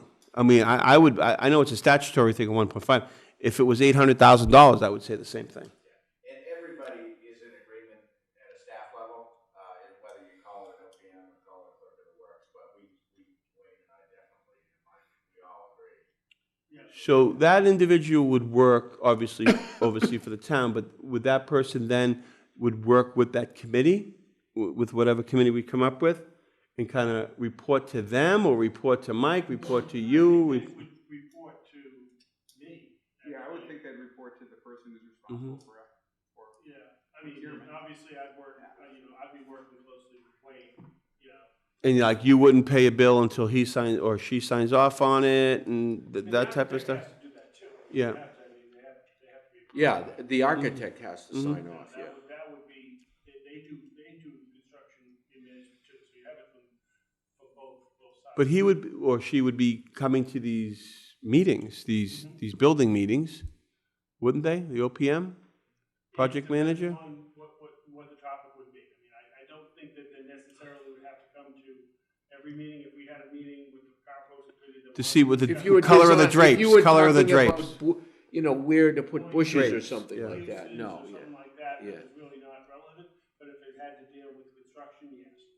With the progress of the construction. Yeah, because that OPM for the school one, he doesn't come to everyone, right? Or does he? Most of them was, or some representative. I mean, it depends on what's in the. Yeah, I understand. I'm just trying to get an understanding of it. Okay. So, in this composition too of the committee, when it says ex officio member, I'm assuming that's going to be you? Not necessarily, I think it could be Wayne. Okay. Or somebody that's not somebody that's not, anybody like a town, okay. Yeah, that, I didn't know who. Yeah, I didn't, put, yeah, okay. And then obviously a member, and they all have to be registered voters, a town person.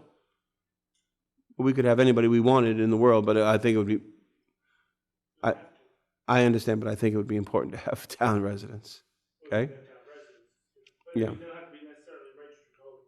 Oh, I thought re-elected official. Well, elected official has to be registered. Oh, I understand that, but what was those provisions we did for Brad?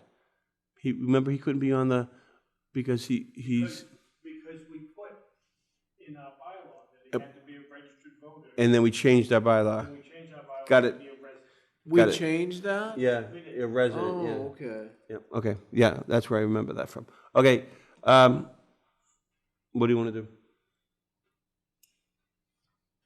You tell me, I mean, You feel comfortable with all that?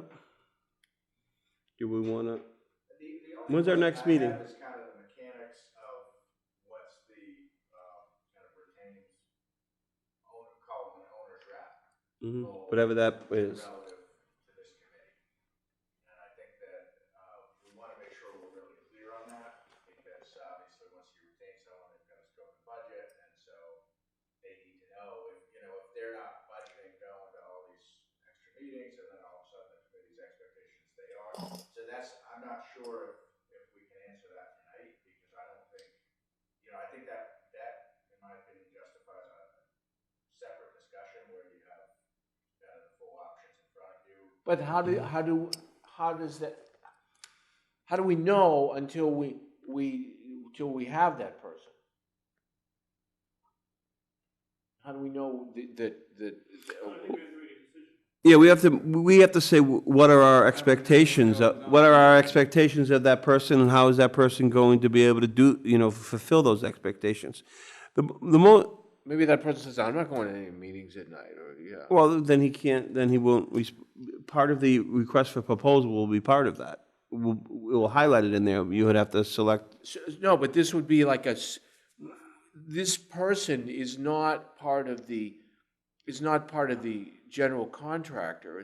It's our guy. Totally woman. separate person, yeah. They're representing they're So representing us. How do we get this person? I guess that's my. Oh, no. Yeah, a request for proposal. We The send same thing. Same thing. Okay.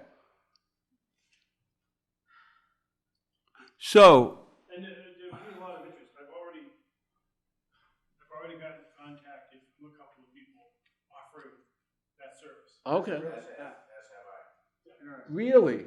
is this slow? That's awesome. Well, the project got a lot of visibility in the press. Nice. I think, Okay, so why don't we let's not vote on it until our next meeting? This is my let's talk about it for a second, though. But why don't we talk about the makeup of the committee? Do we like the 1, 2, 3, 4 and the ex officio? Or do we want 5 and an ex officio, because the ex officio is not going to be a voting member, and it looks like a deadlock right there, or you want to keep it small? I don't care either way. But I would actually like to get the composition of the committee, and then have it go out, and then we can start getting people to come in, so then we can start deciding that. But one thing I don't want is, I don't want this committee to decide what their charge is going to be. I want that to be, I don't want to get this committee in place and they say, okay, this is what we want to do. I think that needs to come from us, and we need to, tighten that down at our next meeting and vote on it. And so when we have the people, we can hand it right to them. That's my whole opinion on that. Okay, but like I always say, why can't we do it now? Okay, because do it I now. think Angus wants to be. No. Okay, not want. I think Angus made a good. We can always add that in later. Well, and the reason I bring that up is we've been really busy, got on a lot of projects. So I've had a number of conversations, one-on-one with Wayne, one-on-one with Mike, about OPM, stuff for the works. But these are 5 or 10 minute, we haven't had the bandwidth, even at a staff level, to really sit down and say, this is what We would recommend to us. Yeah, and that's what I feel like, because obviously, you guys have overseen a lot of major construction projects. There's a lot of, Okay, so I feel like that, kind of defining what we want for an owner's rep and how does this committee interplay with that, I think is pretty important. Okay, so why don't we do it in 2 steps then? Do you get the charge of the committee done if you want to do it tonight? And then our next meeting, we vote on how the OPM is going to work with that? Or do you think the charge of that committee could change because we integrated somebody in? I think it's fairly general the way it's written. But I do think there's, looks to be some overlap between what's written in the committee charge. I see what you mean. Oh, Okay, so we don't want to I give the see. charge because then they're going to be, I see. no, that's our job, no, that's the OPM's job. Okay, And then it now, becomes, now I see what you're driving at. and then Okay, and then that's a road down to disaster of having a okay, well, dysfunctional let's committee. get a few though, nuts and bolts done. Bigger, smaller, I always like smaller. It's easier to get something done in terms of the number of people. Well, let's just start at the top. You said you want to have an objective. So we Okay. can, a town committee charged with offering recommendations to the Board of Selectmen and other town officials in keeping with the wishes of the town voters and working with an OPM or something like that. That's, I guess we can work that in accordance with the town manager's office and then end it right there. Regarding the restoration, and we can finish that and integrate the OPM or whoever what we're calling into that objective, but keep the basic Okay. premise alive, right? Is that okay? Excuse me. You have a question?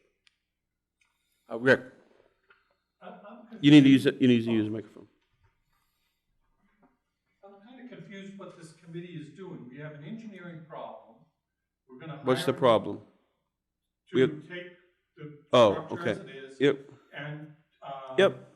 meet what the town voted for. Mm-hmm. What does the committee add to anything that the engineer and Wayne, and what was already voted on doesn't already answer? Because that engineer and architect, and when they're designing and stuff, really doesn't know what we voted on.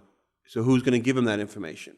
So when they have, like, at the high school, they're going to, there are some parameters in it. This is what we're doing with the charge. Like, do you want an elevator here or no? Are you going to design? No. They're going to work with all those plans with the architect to come up with that plan. Then that plan then is going to go to the general contractor to be built. Someone says, we really think, Rip out the windows. vinyl windows, I was just gonna say windows too. Vinyl windows, we can't use what we got, I'm not saying that, this is just hypothetical. That we can't use the windows we have there now. We have to put vinyl windows in. And somebody has that represents the town has to say, okay or not okay. I mean, because otherwise they'll just do what they want. Or that, hey, could be some value engineering. This committee could come in, look at all the plans and say, yeah, we'd like to do that, but we want to stay within budget. We can't put new floors in, we have to resurface these. I'm making it up, right? Okay, you know what I mean? Those kinds of really nuts and bolts Yeah, questions. well, it would be nice to have a bathroom on the second floor and the first floor, but the building always only had bathrooms on the first floor, so we could save $150,000 by just having one men's room, a handicap accessible, in a woman's room, or having one bathroom that's multi for everybody, whatever. You know what I mean? I'm making it up as I go, you know what I mean? You know what I mean? But that's the kind of, there was a kitchen in here, do we want to keep the kitchen? Do you want to put a stove in and have a functionally kitchen? There was always one there, do we still want to do that? We can't have all those questions going back. Keep going back and forth to going back us. to Angus or to us or to. These are the kind of things we're doing with the building committee down at the school. My recommendation to you would be a small committee and staff with as many engineering or economics people Yeah, as you can. Well, that's what's what we on here, got. that's what's on here. That's what, I think 3 would be good, but that's. I agree. I think 3 would be adequate. I think we may be, 3 with the ex officio? yeah, Because that's not a voting member. right. So then we effectively have 4 people and the expertise of 4 people, It would probably be diverse expertise, everybody's gonna have their own strengths. Yeah, and that's what So I would don't look think- for too. I don't think that's too many.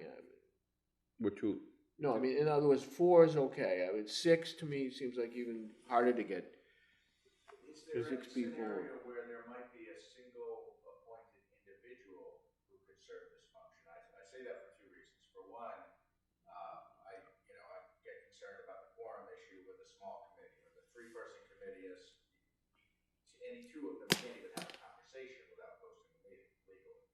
So that ends up being an issue that could delay things. And secondly, I do think this board, as the owners of this building, are going to want to retain for yourself decision-making authority for things of consequence.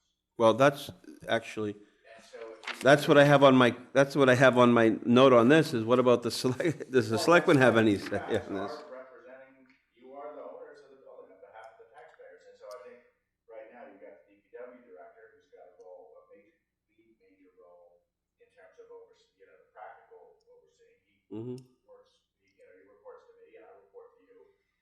So I feel like adding a committee with posted meetings, agendas, minutes on a very tight timeline that we've talked about in terms of getting this thing built. There's efficiency issues. So you're saying one person in the sense of somebody that's already on staff or somebody that's not on A staff? resident, a knowledgeable resident who's knowledgeable in construction. And I'm just suggesting, I haven't fully thought this through, But then you have one vision, and then you don't have the checks and balances. And then your suggestion of the decisions would actually be made by the selectmen at selectmen's meetings, when there are decisions? yes. I don't think, I mean, obviously, this is, 1% of the budget of the school. So it's kind of, the metaphor only goes so far. Mm-hmm. There's not going to be that many issues. There are going to be some, like Mhm. colors and building materials. But I think those things, as the owners of the building, you guys are going to want to know about them anyway. Mm-hmm. So if we're working them through a committee, but then ultimately they're coming here anyway, I'm thinking about duplication of effort, potential, either miscommunication or. Have we gotten much people asking to be on this committee? Anybody sniffing around in the sense that a lot of people? Nobody, No? but I mean, I think the people have always worked with it and expressed an interest in it, and then form a committee, certainly those individuals. Yeah, but I didn't know if the people are, if you have abundance of people that are saying, yeah, I want to be on it, if you have a Well, we committee. haven't really presented it, so. No, I understand, but you know how things go. I'm Yeah, just curious. so if it's just one person, they're gonna have to have pretty diverse background in building construction. Just one other point, is that there's nothing stops you from having, Wayne as a voting member, if you want to have a 5-person board. He can be a member of a committee and be a voting member. I mean, a lot of times, for certain boards, we don't have it that way, but there's nothing prohibiting that from happening. If you thought that that's what, if you wanted a 5-member board because you wanted to avoid the 3, then. I have, and this has nothing to do with Wayne, so I don't want it to be about Wayne. It's about putting a non-taxpayer on a board that votes. I don't like that. And I don't think I don't know why it just sits. I'm just saying. You know what I mean? So it's not about Wayne, so it's just. Jen?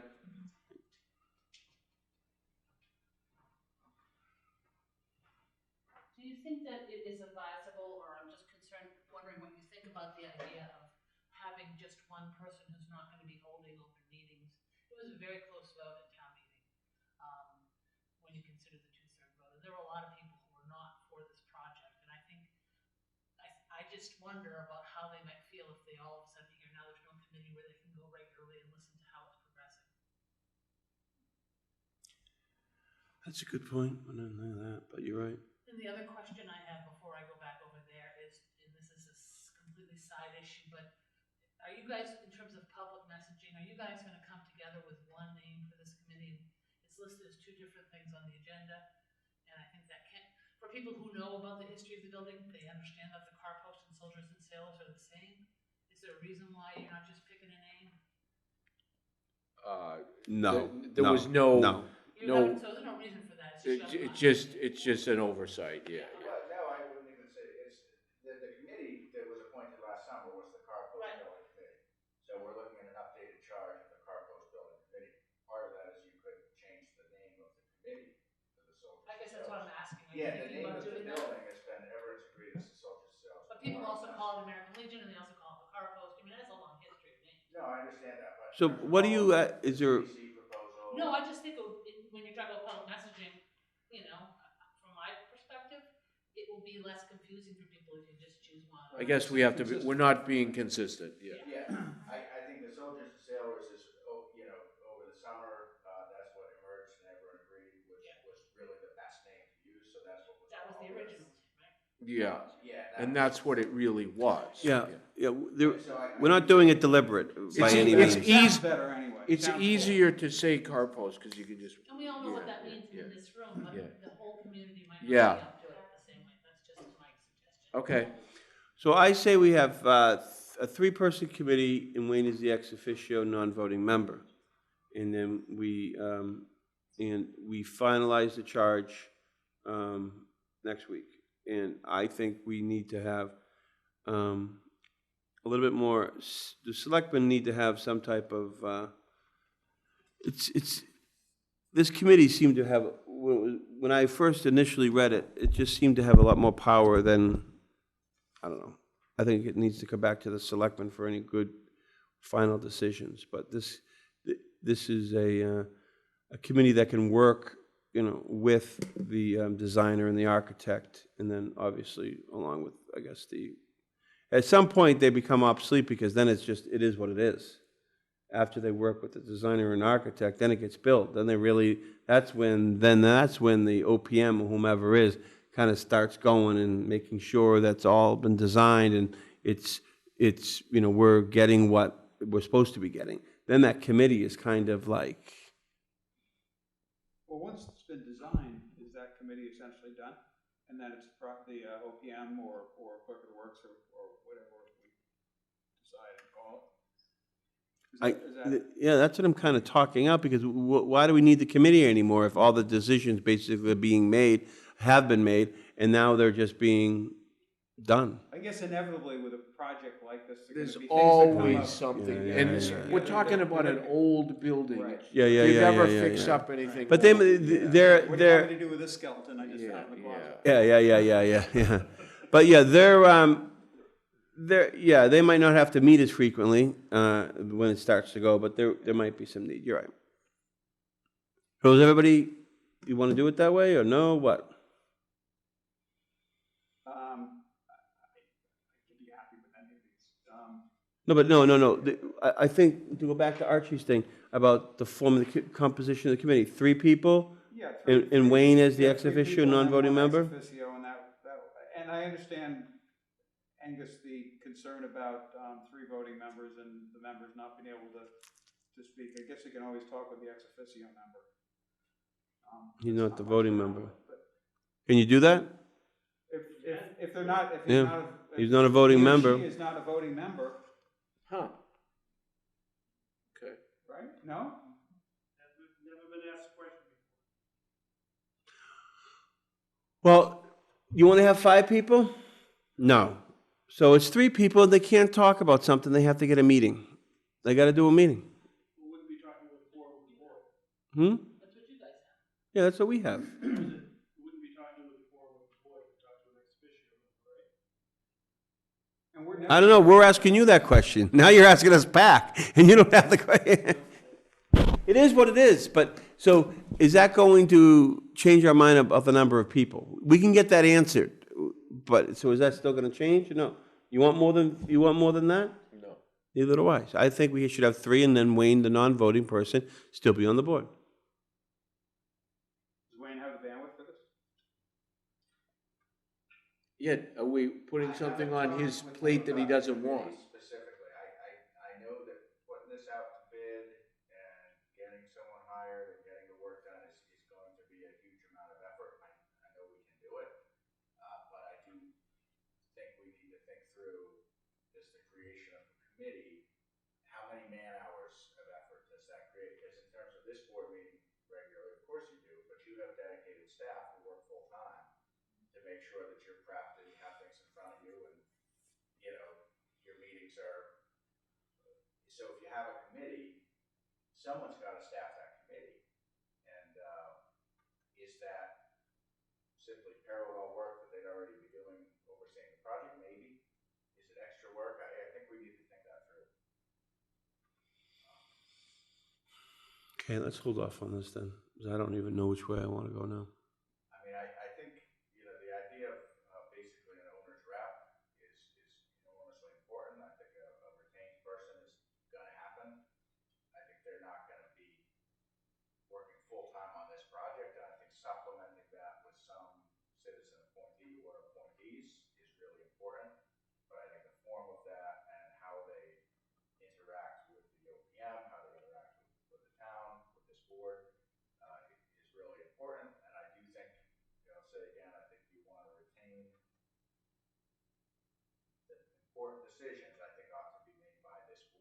Yeah, me too. We meet every 2 weeks, you know, we're talking about a fairly short construction season, 6 to 8 months. You're gonna be getting briefings probably at every meeting anyway. So I just, you know, if there's an extra committee, and I can tell this for, you know, from just, we have a lot of committees, we have very few staff who have a dedicated role to supporting committees. So what happens? So you're gonna be briefing us anyway, and then you're gonna have another committee as double work. Or, well, whether it's me or whether it's Wayne, Okay. you know, some significant number. So let's go back on what, okay, so let's go the other way. Why do we need a committee? Why do we need and or want a committee? I think you, in my opinion, you want someone. Because we don't know anything about construction. Well, neither does, Neither does Angus. but neither does that committee, and that's why we Well, have that's the why we're OPM. getting people that have some experience in it. Yeah, but maybe, okay, fine. We're not Maybe doing they- it with just 3 people off the street. Well, hold on. We're hoping we get people like that. That doesn't mean, just because we want them doesn't mean that we're gonna get them. Huh? I think there's people like that. Well, there were people like that on that committee. Well, I'm just trying to be the devil's advocate. Now, you're saying that we might not want a committee, or we might. You want a supplement to the OPM. I personally like the idea of an individual because it's more nimble. We can get the. Well, it all depends on who that individual is. Yes, it does, yeah. That's where I get nervous, because to go to what Rick said earlier, you have a committee, they all have their strengths, they all have their weaknesses. So, you know what I mean by that? And so you generally come to a better conclusion in a situation like that. It all depends, I guess, if we're making all the decisions, that person's just gonna work with a designer and be a messenger of us?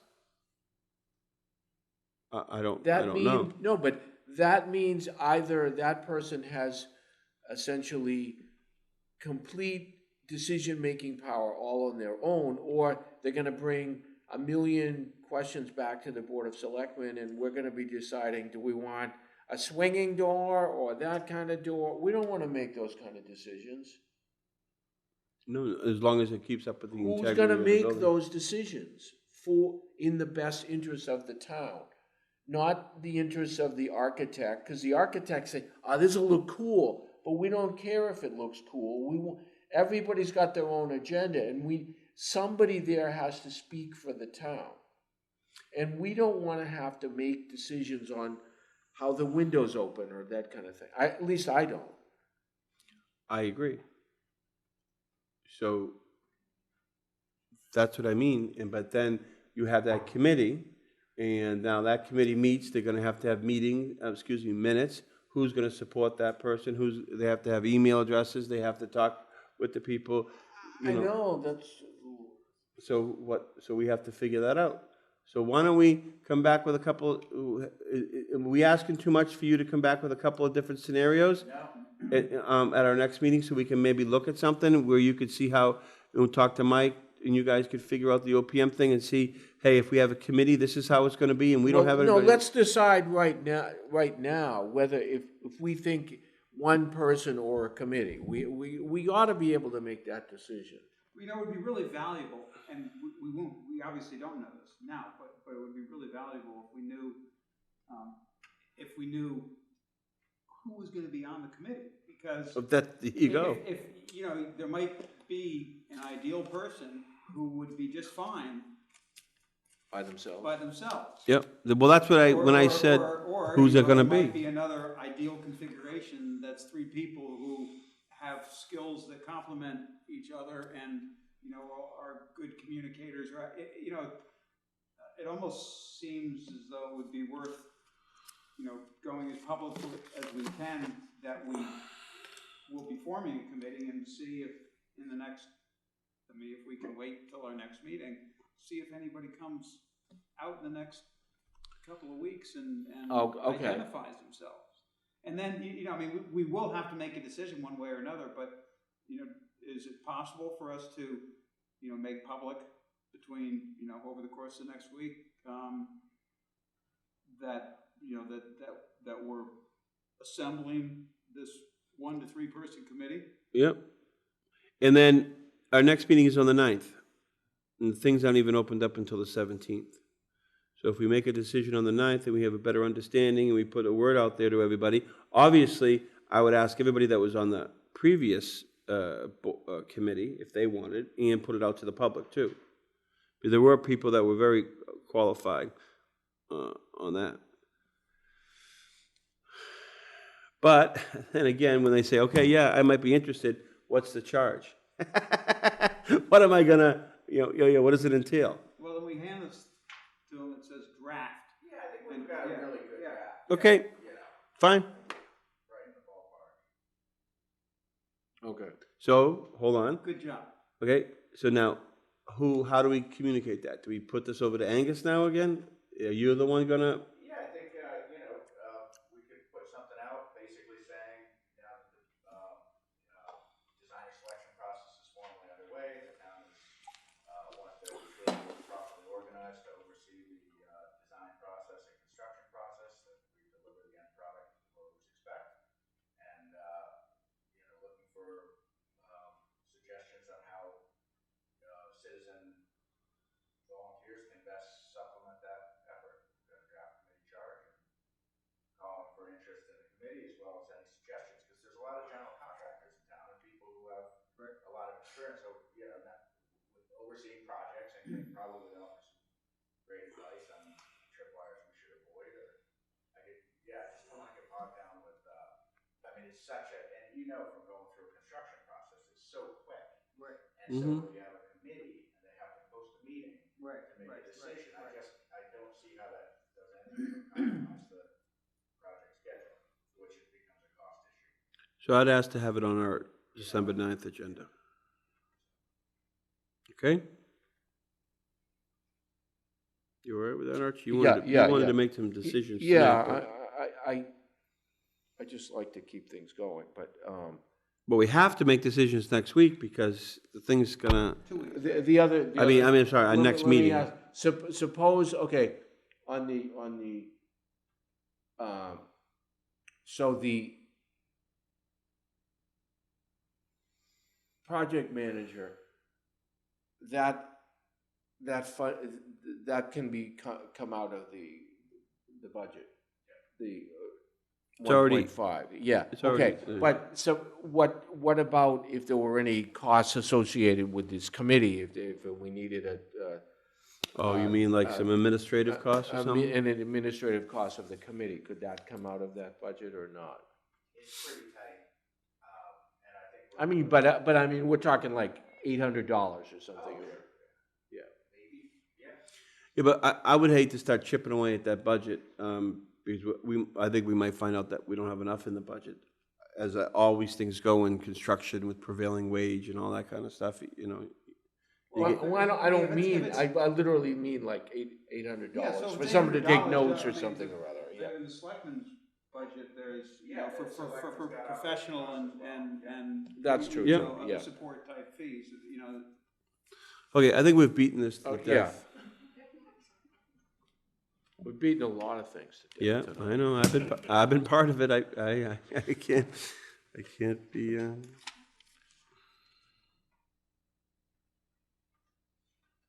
Well, what's next? See, that's the trouble. See, if we just had one selectman, then there'd be no problems.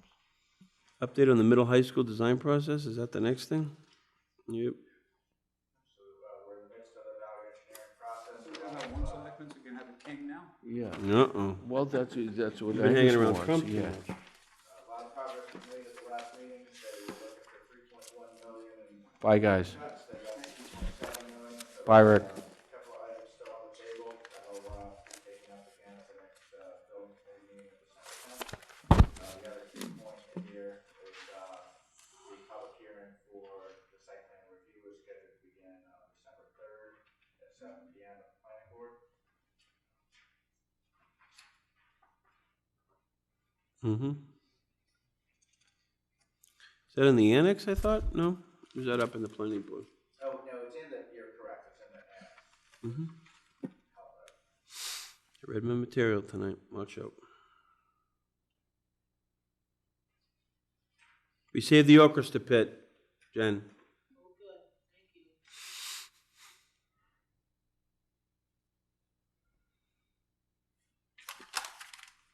review approved or updated, select, no, what is it? Discuss budget process.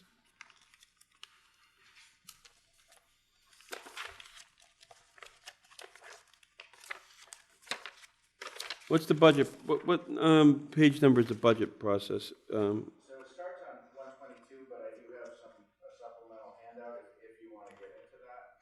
On the school funding, I did an updated model of what a 6-year drawdown would look like instead of the 30-year, which I could hand out, or you could, but, you know, given the hour, I don't know if you want to get into that, or I can hand it out, and we can take it up for discussion at the next one. Yeah, maybe that. I like that because then I get to look at it more and understand it. And just basically, the first page is the same thing that you had in your packet. Mm-hmm. And the Thank second you. page shows what that would look like with a 6-year drawdown, and you can see that you know, obviously it's more than a tenfold increase in terms of the taxpayer relief that would happen in those early years. But is this something that we don't need to budget, well, we do if we're gonna put money away, but we're looking at, if I read it right, that they're not gonna stop borrowing money until like 2000, what? So the first 22? half, or roughly, not quite half, but roughly the first half of borrowing they closed on in September. So we'll be, that debt service will be part of our assessment for the FY 21 budget. And the number that I put in here for, I'm not sure if it's on. Yeah, I think I put it into the, no, I didn't. Anyhow, I do have that number, it's in your packet, and I wrote it down. The numbers that you have in front of you reflect for year one, the actual debt service. Of course, that's based on the October 1, 2019, so that could change a little bit next year. But basically, I updated it for that borrowing. And then the full impact of the borrowing will not hit the taxpayer until FY 22. So that's why in the 6-year drawdown, I put under the column that says stabilization spent, I put in half of, basically the. Oh, I see what you did. Okay, yeah, yeah. So I took the total stabilization amount, the 2.15 million, divided by 6. And in the middle 5 years, put that number of 495,000 a year, but in year 1 and year 7, it would be half that amount. Year 1, it would be half because we'll only have half the debt service. So are we generating any income on this particular, we should be, right? We are, yeah. Okay, so that doesn't, it's not down to the pennies then. That's Yeah, correct, yeah. but it's probably like, I think it's in money market, so it's probably making, excuse me, like 1% or something. I think the difference between the stabilization and the actual year-end balance of fiscal 19 was about 30 grand, a little more. Okay. On the plus side.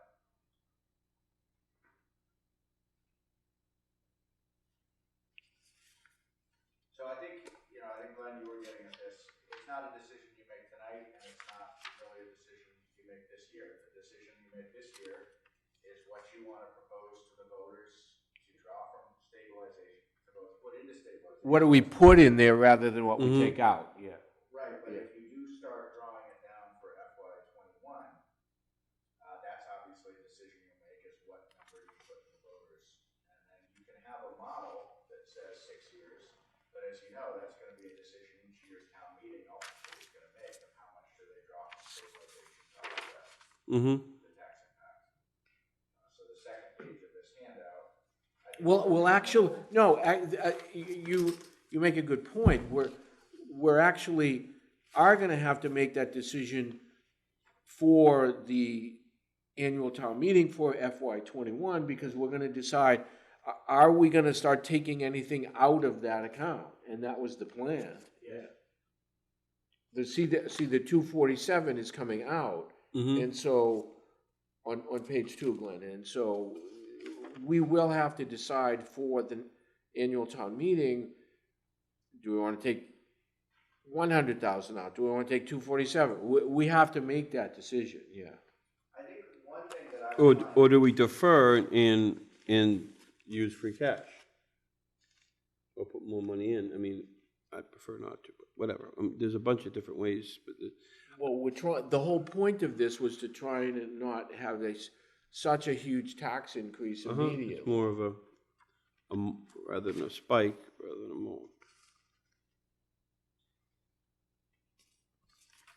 Okay. I think, part of how I think about this, if you look at page 129 of your packet, that's the estimated debt service. And that's showing that in, once the full amount issued, our share is based on proportional, student enrollment, and based on assumed terms for the second phase of the debt, is about 1.2 million a year. So the real question is how much of that is coming from stabilization versus that year's taxpayer. And if you go back to this handout, that far right column, stabilization spent above that year's allocation, you see that in everything, you see that you get pretty significant tax relief in years 2 and 3. But after that, you get tax relief that no one's going to even hardly notice because it's spread out over such a long time horizon. If you go to page 2, you see that you get, a much. That's the key thing. Yeah. Yeah. Yes. Mm-hmm. So I think you had it, in my opinion, you had it right at the last meeting when you talked about, let's forget about this 30-year drawdown. Let's look at whether it's 6 years or 8 years or 4 years. That's all up to you and up to the voters. But I think some shorter term drawdown, and there is going to come a point where that full freight is on the tax bill. And we'll have to look at where else we can look at the operating budget to try to mitigate that impact. But there's a lot of other things that happen too. There's inflation. There's hopefully real estate increase values. There's lots of things. New growth. There's lots of things that happen that mitigate that.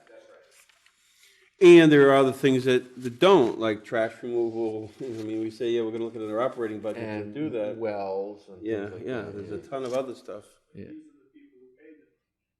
Yeah.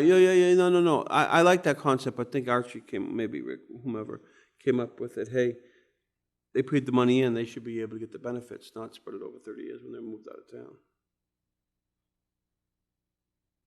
Okay? All right.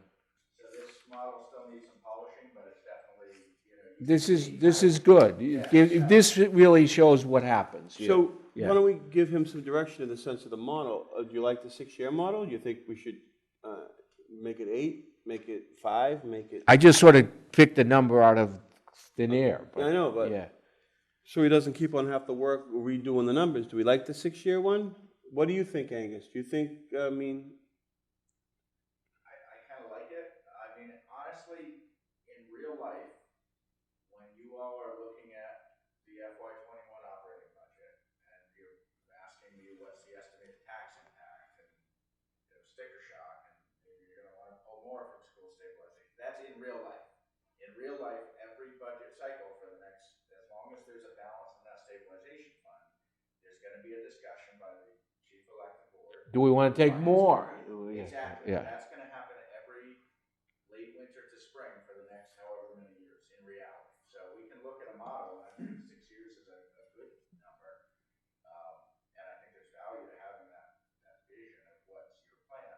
But in reality, the chief elected officials and the finance committee and ultimately town meeting every year. Plan's only good until we change it. Right, exactly. The capital plan's only good until you draw an extra $500,000 because something broke you didn't expect. Yep. Okay. But I think we're really on the right track with this. I like it. I think we're on the right track Okay. in terms of how to think about it.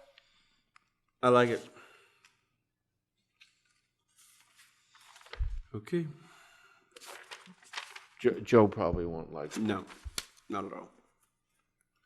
But actually, you know what, I will ask you, there is a FinCom meeting posted next Tuesday, and if I'm hearing you correctly, I think I would intend to update them on what you're talking about. And let them know. See what they think. Roughly what a 6-year would look like.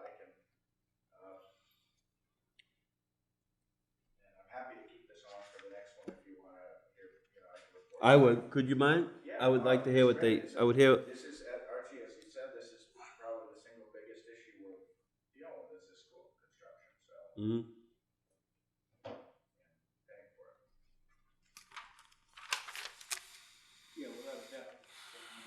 The biggest financial nut we have to crack. We thought the hard part was, over. Now we just have to pay for it. That's the hard part. Okay, item K, review of updated Board of Selectmen policies.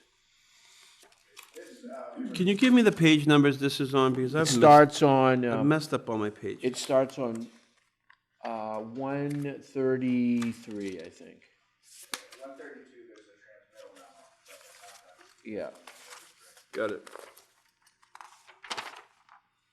So, and this'll hopefully look familiar, to those of you who've been on the board, longer. Rick, this'll all seem newer, but basically just a little background. When I got here, there were policies, and still are policies that some were in the 3-ring binder, some were in a file folder, some had headings and what date they were adopted, some didn't. And so, working with staff. Some people just they were voted and they just got lost in the ozone. Yeah, so we've been making a concerted effort, starting really right about when I started, to just have, to try to get all selection policies in one place, so we'd have a booklet.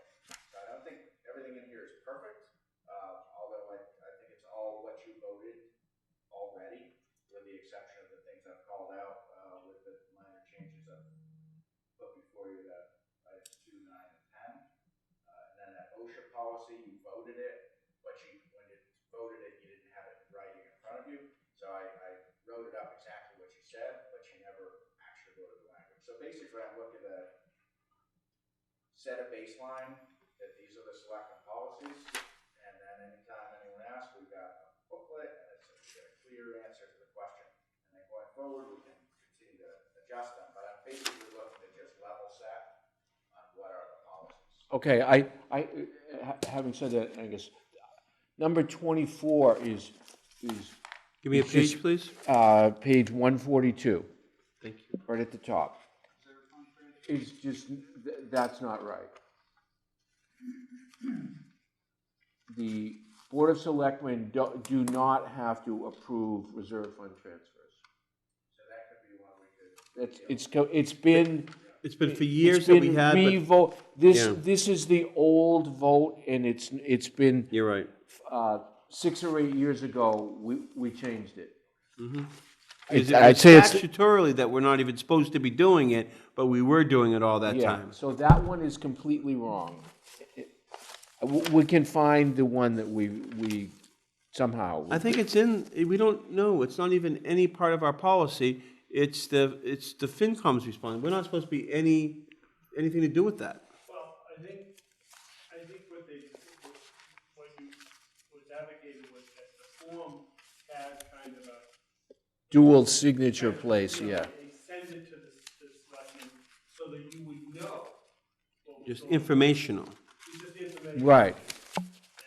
And then it became us signing off on it, which It didn't happen.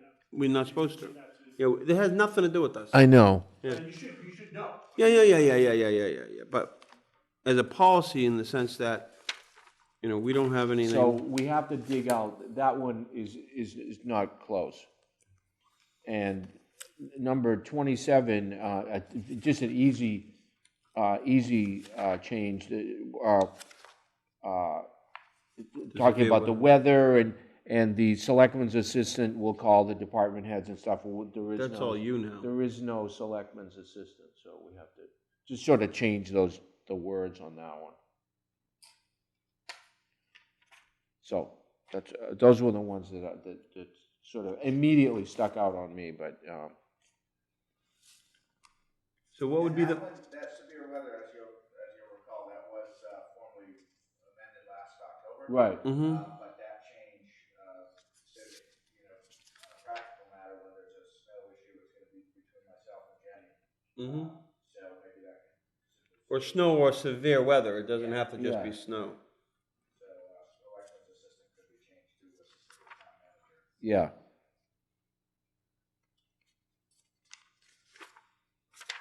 And That was another good example of one that was kind of always just out there as a separate policy, and I think that just didn't have it at all. so what Good. would your recommendations, the motion be to, Why don't we vote that right now? Yeah.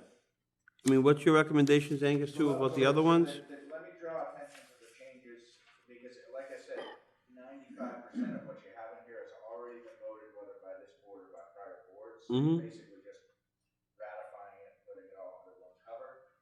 The exceptions to that, under the annual election of office policy, that's item 2, page 135. Okay.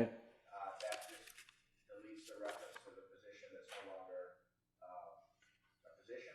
And so it basically says that, it retains the policy that each board, committee, and commission would elect a chairperson and clerk at their first meeting after July 1st each year, or by statute, regulation, or bylaw. The chairperson will then communicate the vote to the town manager and allocate the town's website. So I think that's pretty straightforward. Yeah. Then item 9 is the fuel efficient vehicle policy. And this changes, right now it says that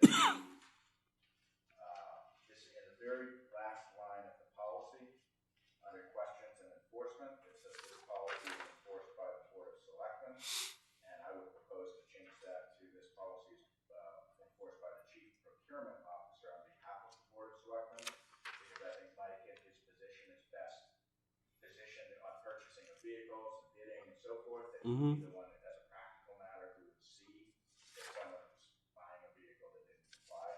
Good. So that's, I think, kind of housekeeping. And then item 10 on that same page, and as a practical matter, we're already doing this, grant applications have always required approval of the board to submit, and people are required to submit projections of town cost effects. I would propose to add to that and staff time commitments that could result from the award of any grant we receive. Good. Effectively, since I've been here, we've been doing that anyway, so I'm No, that's good. No, that's good. And other than that, the OSHA policy, again, that's one we voted last 17? January, yeah, number 17, page 140. If you read that just briefly, and I'll just read it. The Board of Selectmen voted to adopt a policy to direct that, in accordance with newly established statutory requirements effective February 1, 2019, that all town departments, including but not limited to DPW, police, fire, water, library, town office, council on aging, etc., shall be organized to comply with OSHA standards and requirements, and further to authorize the town manager to oversee compliance with this policy, establish procedures, and assign responsibilities to personnel as necessary to achieve this objective. So that was something I think served the town well to have you vote that, because the date of compliance was February 1st of last fiscal year. Okay. So everything else is unchanged from when we have previously voted. So make a motion that we would,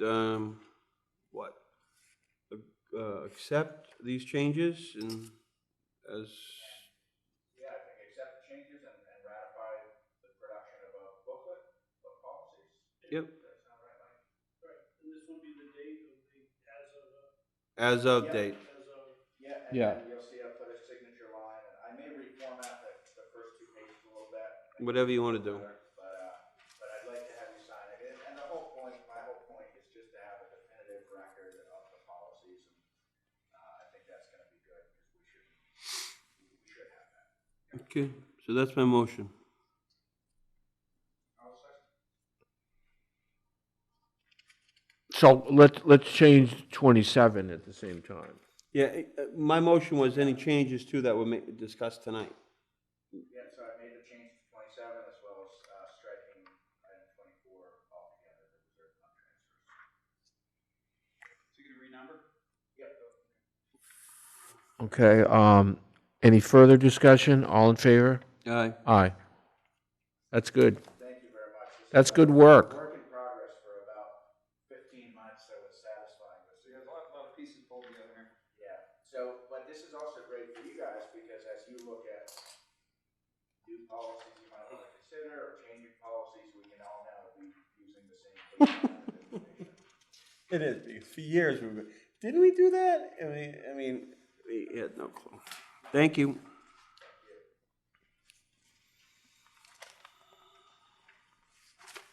Okay, review of proposed revisions to the CPC guidelines. I just have a question, why are we doing this? Just, that's all. So the CPC, I actually just got these early last week, and the CPC did vote on Thursday night to make the changes that you have in front of you. So at the time I recommended to put this on the agenda, I didn't know it would already have been voted by the time it came to you. So since it has been, I definitely want to take the opportunity to say publicly that there is now a deadline to submit applications for the Springtown meeting. They set the deadline of January 7th, 2020 for this upcoming April 27th town meeting. These guidelines also go ahead and set dates for the next 4 years. So those could be revised. But basically, I think the committee, well, I know the committee's intent is to make sure that they get the applications far enough in advance of their January meeting to be able to refer articles to the selectmen before the warrant is closed, which is typically early February. Okay. This gives time, essentially this gives time for the CPC to look things over and have one meeting prior to submitting them for the warrant.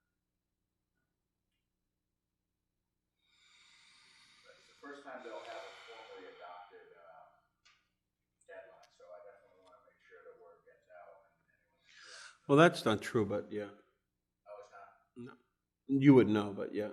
Not that you wouldn't know, but I didn't mean like. No, I didn't. No, when I was first on there, it was, but then nobody ever complied with it, so they kind of, and we got, they felt. There was always stuff We coming felt like in we at the weren't last time. yeah, we weren't getting applications, so we tried to lax the deadline, but we still didn't get it, then people were taking advantage, so this is good, so it could be reviewed properly.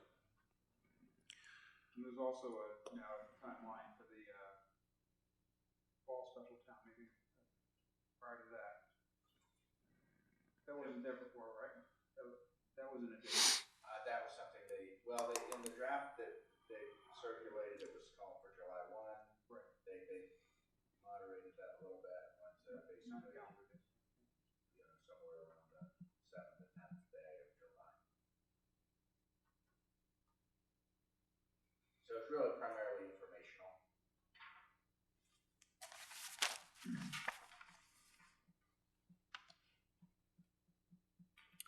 Item M, request for authorization to waive the 15-day notice and confirmation process to authorize the town manager to appoint the building inspector and DPW experienced operator positions. So moved. Second. Just my question is, the second, why, I just don't know why the experienced operator position, we wouldn't have authority on that anyway, right? Well, the reason I included. It's all, let's not, we don't need to talk about, okay, I just.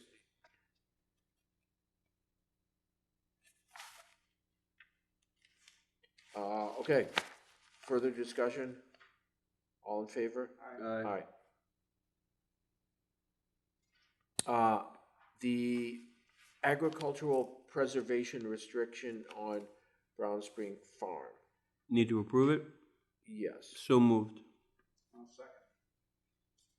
And for further discussion, we went through this in executive session. Everyone seems in agreement that it's okay, so. Can I add a little to Yes. the discussion? That with that approval, that there can be minor changes done to it without our approval, but if there's any substantive changes, it would have to come back to us. And that would be more like, just like housekeeping things or something like that. Is that, To the, APR. yeah, For the agricultural preservation. just so we can give it, Yeah, because as you know, it's currently, it's going through review at the state level as well, so. but if there needs this little tweaks, it's okay. Yep. But if any substance, it would have to come back to us for approval. Been advised by Greenbelt that if any changes result from that, they expect it will be non-substantive, so a motion to accommodate that would be welcome. All in favor? Aye. Where are we? Review of the stewardship memorandum of agreement, for the Brown Spring Farm. So moved, and with the same provision about if there's any Further discussion? All in favor? Aye. Aye. Make a motion to approve the minutes of October 15th, 2019. Second. Discussion? All in favor? Aye. Aye. Make a motion to accept the minutes of October 28th, 2019. And- Second. And November 4th, unless there's, I don't have any. All in favor? Aye. Aye. Town manager updates. Okay, No. No. So I was contacted by a rep from the Congressman's office, and so we met last Tuesday. I think it was a very good introduction. I know she's been reaching out to a lot of communities in the region. So we talked about some of the major projects the town's looking at, obviously with the bridge, the Sailors Building, some of the known capital needs with the school, and potential applicability for different federal grants. She also expressed the congressman's interest in putting together some kind of a town hall forum, and we talked about whether that might be better on a regional basis with other towns, or just for this town, but that's something I wanted to just raise for the board to see whether that might be something you might like to see, or What would they try to be getting out of that forum? Like, what's the reason? Publicity for him, or is it really going to be some substance thing of like, what are they expecting people to come to be ready to ask questions or comments? I don't know. your guess is as good as mine. Okay. So make it a regional one. That's what I thought, where there's a lot of communication. If she came to the table and said, yeah, there's XYZ federal grants, this, I'd love to, they're out there for your town, and let's. Not yet, it was really. I doubt it. So do I, but I'm just saying, hey, can you guys, let's get together and see what he, have him put his weight behind or something like that for you guys, an energy grant or, something for the river, or that's something I would love to have a forum, if he really wants to have a forum about the Merrimack River, because we're told by Tar and Lenny, and Mara, that. It's a federal problem. Because it goes across state lines. The real perpetrators, we're told, are the people up in Manchester and stuff that are sending these things down the river. I mean, we're not doing a good job in our state either, I guess. But that would be a great thing to have a forum about, I think, and that could be a regional thing if he wants to do, just stay within the Pawtucket thing. Yeah, but even talk with the congressman from southern New Hampshire and stuff too, Yeah, I mean, that's something I would do, but anything else, I don't know, unless he wants to bring something. For some reason, I thought that one of the conversations we had with, I don't know if it was when Lenny and Bruce were here, or I thought there was some discussion, conversation already going on with the congressman in New Hampshire, between some dialogue going on. With New Hampshire? Yeah, Oh, okay. I think they said they were trying, because they realized it was a multi-state thing and they had to get the federal government involved. There is, his rep did represent that there is a Stop CSO Act in Congress that the congressman has proposed. So that was one of the topics. that we Okay. talked about. Oh, Good. That won't fly. No. The stop CSO Act won't fly. No, because it'll cost somebody, it'll cost all New too much Hampshire money. money or something, yeah, yeah. Yeah. It will mean that if somebody's. They could fix this problem in 2 seconds, but it's It's just, very expensive and. yeah, it's and just they- about yeah, money. Yeah. You could have holding tanks and stuff, that's what it's about, and. Because they have the stuff down in, Fall River. Everyone in Newbury, be careful, just hold. Okay. I have, something, if we're down to, Okay, we're down to the, to placing items, okay. if we could, Mr. Chairman, if, again, I meant to say this earlier, but, I wanted to thank the town on behalf of the Coffin family, of coming together, and numerous times people have said, it feels like these are the reasons why we live in a town like this. With the passing of Glenn Coffin, it was just this is kind of a goofy thing to say, but like a good community event, that you could see how people just came out of the woodwork to help the family, help the town, and the fire department, and so forth and so on.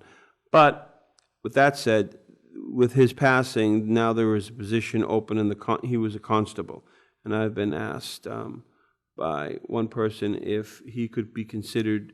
The selectmen do appoint a constable, so if he could be considered, if we could appoint him as a constable, which would run until the next election cycle, I guess.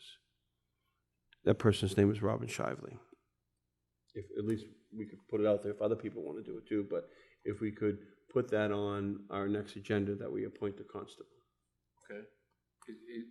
Mike, is that one of our, Yeah, I checked it. Okay. Selectmen, okay. Isn't that a song? We got the power. Oh, never mind. Yeah, I know. Sorry, it's like.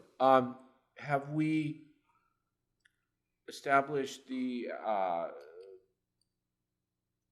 full timeline for the budget? Like, No, I do have a draft that I can hand to you tonight, and you can get me feedback on. okay, let's do that. Okay. So we get it ready for. Are you going to give that? January is coming soon. Are you going to give that same draft to the that FinCom meeting that you're going to be giving the Yeah. other thing to? Yeah, in fact, I intend to finalize it really before then. I'm working on the budget package, you'll recall, that I sent out last winter. I'm looking to get that out. I actually may well have it done before Thanksgiving. I put Monday, December 2nd, because even if I send it out over the weekend, people will get it Monday. So I want to have this calendar finalized before the FinCom meeting this week. So Well, I say Tuesday. I say town manager sends budget packet to department heads, town offices, boards, commissions, and committees on December 3rd. So you can have, I don't want you to be working on the weekend. Oh, well. That's the only reason why. I mean, you can do whatever you want, but Anyhow, so this is a draft, so if you can get me comments back in the next couple of days, either give me a call or email or stop by. But I'd like to finalize this calendar so I can get that package put together and sent out. so I have no problem with the schedule. What do you want from us so we don't mess up your schedule on December 9th? What are you looking from us? Well, I think, we talked about policy direction. I'd like to have something more formal. I didn't give you a good draft. We had some good discussions, but some things that I'd like to make sure are reflected in the policy direction for the budget. Yeah, and that also plays into this. It plays into that. Yeah. Plays into everything. Yeah. Things like this whole issue, the SRO, MOU with Kentucky, that's a Oh, I forgot about that. There are certain items that I want to make sure in the policy direction. Well, can you make sure you have all those things that we might have forgot about? Okay, so just Okay, as a good. question, I forgot about that one. What? Okay. Where is? Oh, I know. Where is the town of West Newbury paying all of the SRO budget at the moment? Yeah. Do we have a fixed number from Pentucket of dollars that we're getting from them? Yes. Have we got any of it? I'm not sure, but whether we have or we haven't is just a cash flow, yeah, we will. Okay. We wouldn't close out the fiscal year, I believe we did get it, but, We're getting that's it. an accounting. Mm-hmm. Yeah, we get 30 grand in the current year's budget, so we So, programmed in. what happened, Garchi? He messed up, he had those answers right there, yes, yes? No, So that's good. that's all a good thing, right? Yeah. So, yeah. I don't even want to get into the FinCom, that, but I guess that's a policy direction, we have to make a decision when you give us those, whatever, next, on the 9th, which is good. And actually bring it up to them, if you're gonna see them before that, and see what they think about it. Yeah, I don't think this issue has They're not died. happy about that, no.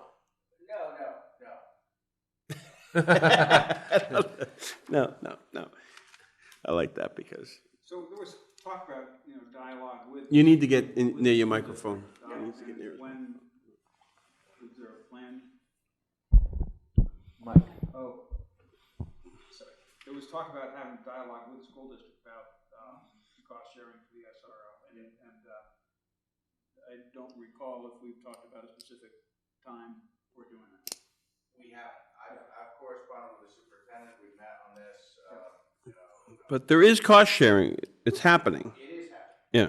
Right, Yeah, but but I think probably basically what needs to happen is, I think, this board would be the signatory to any agreement with Kentucky. Mm-hmm. So this board needs to, kind of have a position on what the cost share should be.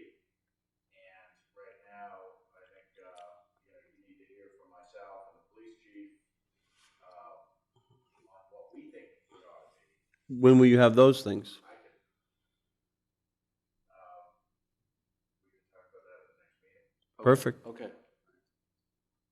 And get the chief's input on it. Yeah, no, I've got the chief. And like, I'd like to know. It sounds like he's got No, everything. Yeah, but like in Well, terms, we're there's a still lot, waiting there's a for lot that, of, because not everyone's gonna agree. But it's Not also- everybody has to agree. Just us, two of us have to agree. but it's also complicated because the Right? devil is in the details in this, because there's like, what's happening during the summer and vacations and all those little things, and how you apportion things is not as easy as it looks right at the beginning. That is exactly correct. Yeah, but I think we can reasonably quantify it all, and then. I think it's all been done. It's just people just don't agree to it. Well, it's, I mean, it's, the key parties, this board and the superintendent have to agree, and so we've got to give you I mean, the cost share is a major item, but there's other items. There is actually legislation passed at the state that changed what has to be specifically what has to be part of an MOU for a school resource officer. No, really? In July of 2018. Really? So it's not Just like to, one. just to mess everything. Yeah, but I think the cost share is. How did they even think of that? Focus is, but there's Slow day. Yeah. There's dozens of sub issues. I don't think they're substantive. I'm, trying to, but the cost share is going to end up being the thing people focus on. I don't think there is an answer. Well, actually, everybody's that, gonna having that MOU, sort of a, format to work with may help us arrive at, something that's more agreeable. But just like the state does everything, they tell you what has to be in something and what doesn't have to be in something. But they don't put any, the only thing that's not in there is the actually money cost sharing portion of that. It's like it's not an unfunded mandate, but they give you all what you have to do, but they don't tell you how it needs to be separated by money. So So yeah, that'll be something we could dig into on the next meeting. make a motion to adjourn? Second. All in favor? Aye. Thank you.